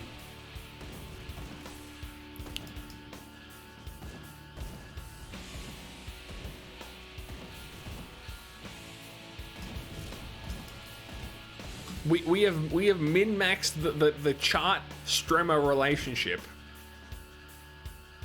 Level 100, ultra mega new game plus. It's all been eclipsed and eclipsed again.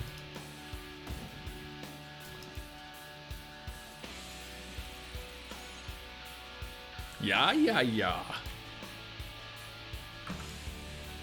Saja's emote is very stretched. Is it broken?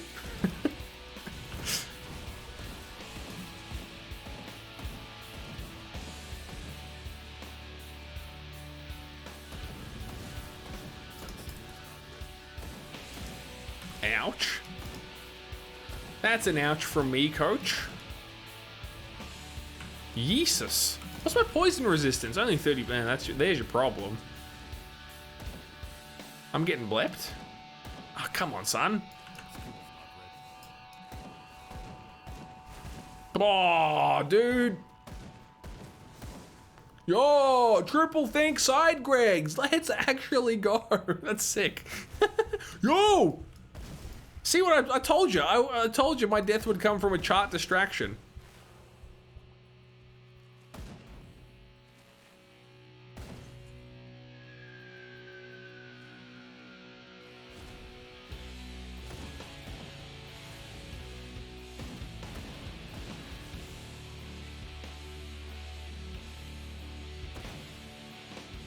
Get on the ground, fool. Phase 2's way easier, so it's fine. You want some nightmare fuel? Look, as a general rule, no. But hook me up. As long as it's just emotes, I'm not going to be too bothered.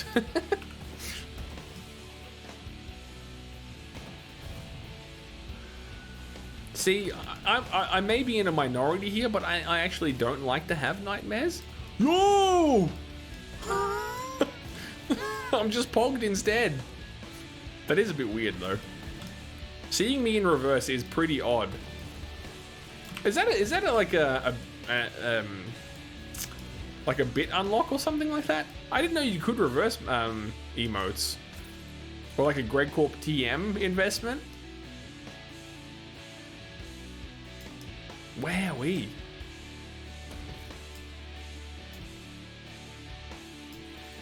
I mean, you should put a Ricky Summer in between those if you know what I mean.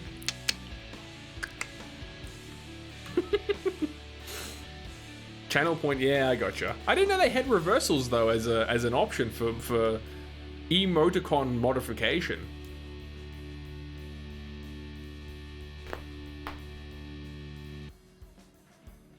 Seasonal things pop up as well. Gotcha. Alright, we will actually go visit the rovers in Old Arcovia. See if I can get a gooder gun now.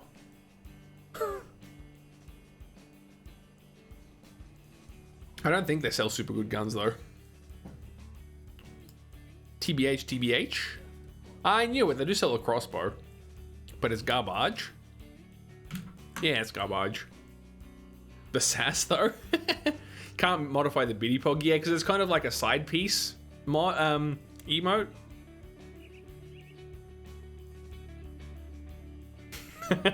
He's done it. Take that, Sarge, you lewd boy.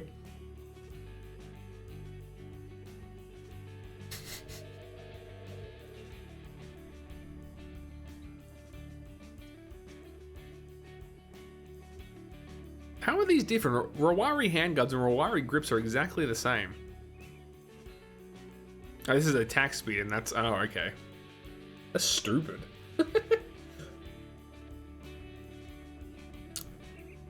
Oh, it activates a side beater, right? Handsome sandwich? Sounds delicious. What's wrong with me? Yeah, I knew it. Garbage. It's all garbage. I did not mean to zoom in to you, sorry. Nah, zoom harder.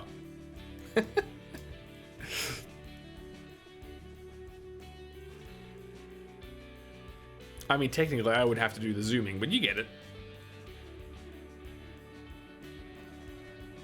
And I ain't gonna do the zooming, because that's too much hassle. It was garbage because I manifested so much BM? Nah.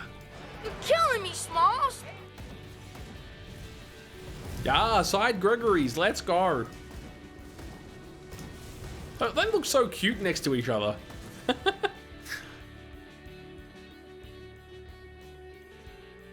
I mean, it's actually, the items were actually garbage because the faction vendors have predefined loot. Oh, you want a Greg party? I got you, Beb. Thank you for your Greg coin TM redemptions. How do I do this again? I'm out of practice. Wait, no, that's the wrong one. No, cancel.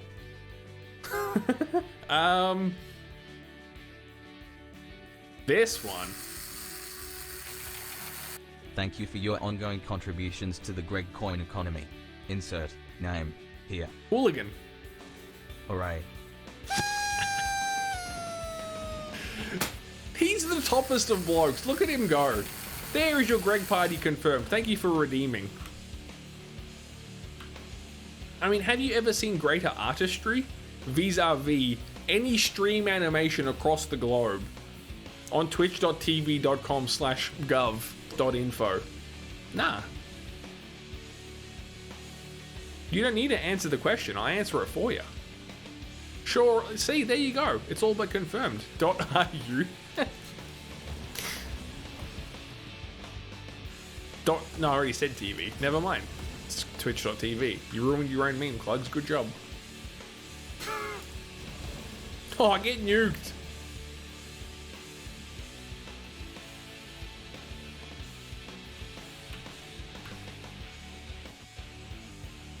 Yeah, nah, though.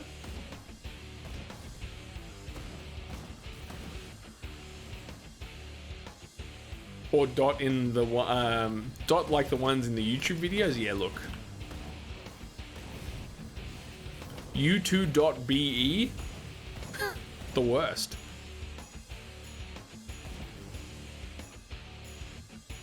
What was I gonna say? Oh yeah, I should find a good yeah nah.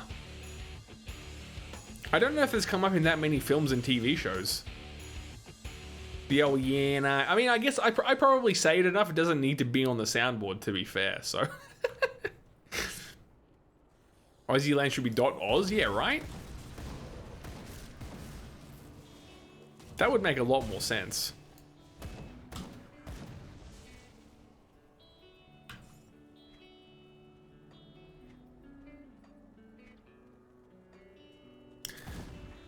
At least AU makes it golden. Oh, the periodic table. He's done it.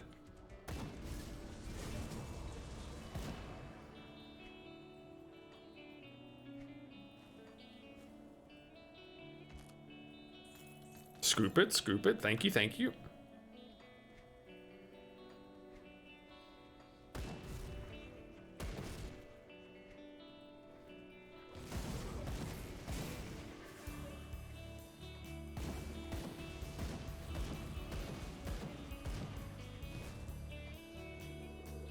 Please, Gib. TYTY. Alright, so basically we got like one boss to go in this region and then we're laughing. We're fully acquiesced in this zone.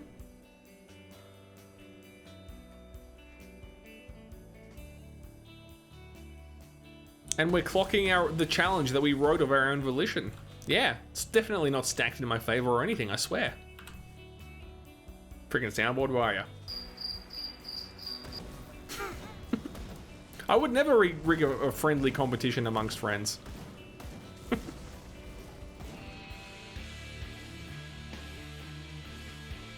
What a riff, though. Just get wrecked by the heavy electric guitars.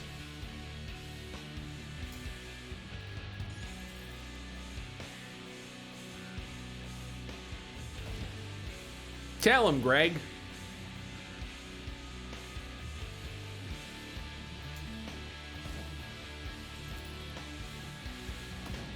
Please acquiesce a subscription so that we can make the Pog emote, the Adam the Clug's Pog emote, a reality and not just a bit unlock. It's only sometimes a table, yeah, can confirm. Other times it's nonsense. I don't know. I got no. That could have been a good meme, and I ruined it. I apologize. I see what you did there, me hearties.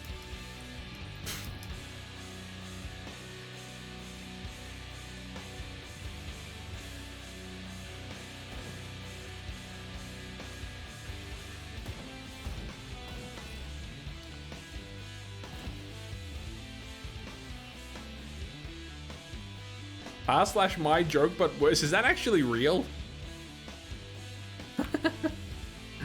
But no, you're right.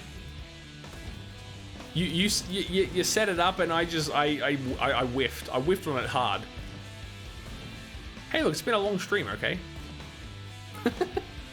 Just don't even at me.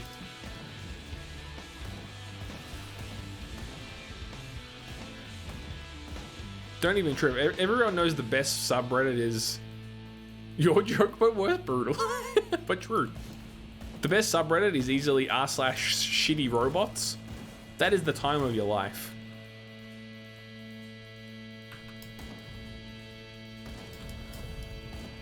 Longest 4 hours in recorded history, TBH. He's not even wrong, though. I still remember seeing for the first time on that subreddit these robots playing the worst game of soccer you'll ever see in your life. And it was so funny. I was dying with laughter.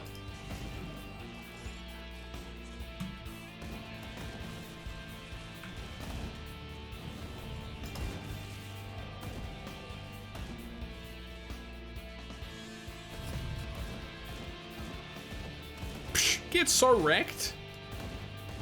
I feel like Minecraft could have been slightly longer, but yeah, I actually wanted to start earlier, to be completely honest with you. But the day got away from me just a little bit. I was hoping to do kind of like a couple of hours solid of Minecraft at least, and then slide into Grim Dawn from there. But yeah, the time just got away from me. But I'm still noodling with the schedule. I'm hoping I can find a better balance. Dude, Simone Yacht is so great. No, I agree. She's the queen of shitty robots.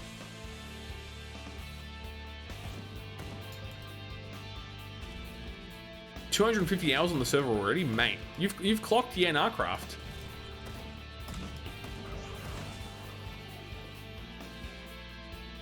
Yeah, she's a cutie. You can definitely shoot over these walls, I swear. Just hard to. Oh, there we go. The ether crystal's down. Let's go.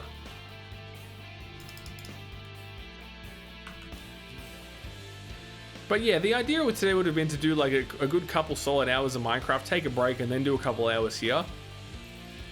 But I think it might even be a better strat just to like even stream Minecraft on like the off days, here or there. You know, like little mini off-schedule streams. I don't know, man. I'm still figuring it out. Like, streaming has been real dope fun, but I'm still trying to figure out the best way to fit it into my life, you know?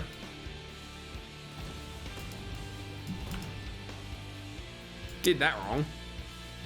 Did that wrong, Clugs. You've only fought this boss like 80,000 times. Sheesh.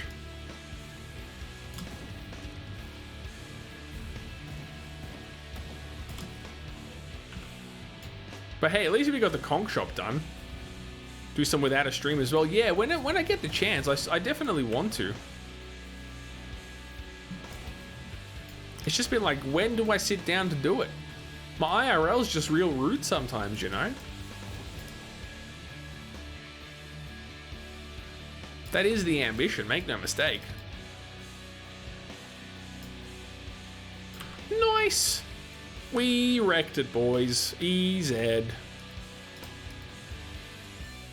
Can I get a portal in here without, like, wrecking myself? Haha. Wait, you can reset the dragon? That's a thing? Because I don't know if I can be trusted to try and kill it. Oh, we're respected with Homestead now. Let's pog. Stop shooting the friggin' dummy, you dummy. Wow. Does this guy have any good guns? Nah. Confirmed trash. These gloves are not bad though.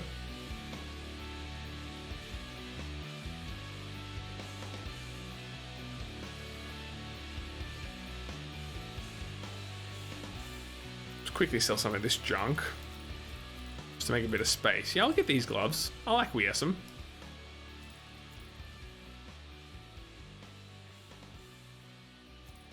I just didn't know that was a mechanic in the game, to be completely honest, to be able to reset the dragon. I thought once it was dead, it was dead.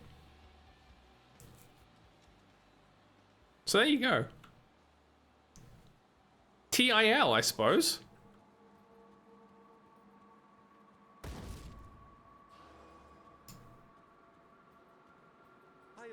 There was much commotion. I see you repping. Yeah, we did the thing.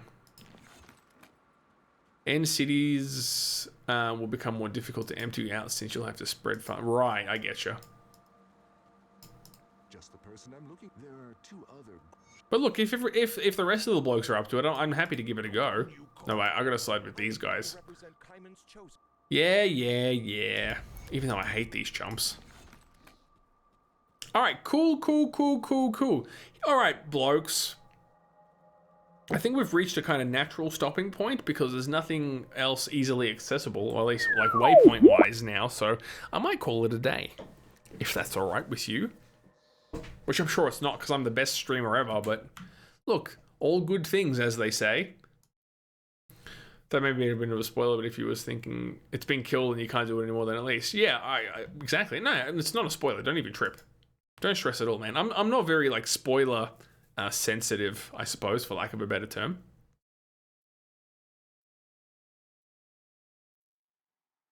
But yo, let's actually go. This was a great stream. It worked out pretty well, if I do say so myself. So now 4 hours of the slog on Friday, maybe, mate. On Friday. Don't even trip.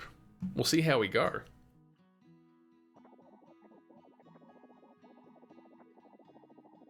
But hey, this was fun. I think it worked out not bad as a little like tester of how I can break up my streams. It didn't go exactly according to plan, but I think it was still really nice. Thank you to the new followers. Thank you again, Ricky Summer, for the raid. Thank you to anyone who stuck around since the raid or for the entire show. Hooligan and Sid, of course, you absolute leg ends. Thank you so much. If you're lurking in chat, make sure to bop that follow button, because we do at least 3 live shows a week, and it's great times to be had by all. But for now, I gotta go and get some rest and do IRL stuff. So, you'll look after yourselves, and I'll see you real soon, eh? Wait, no. Wave or peace, not both. It's fine. Everything's fine. Catch you later.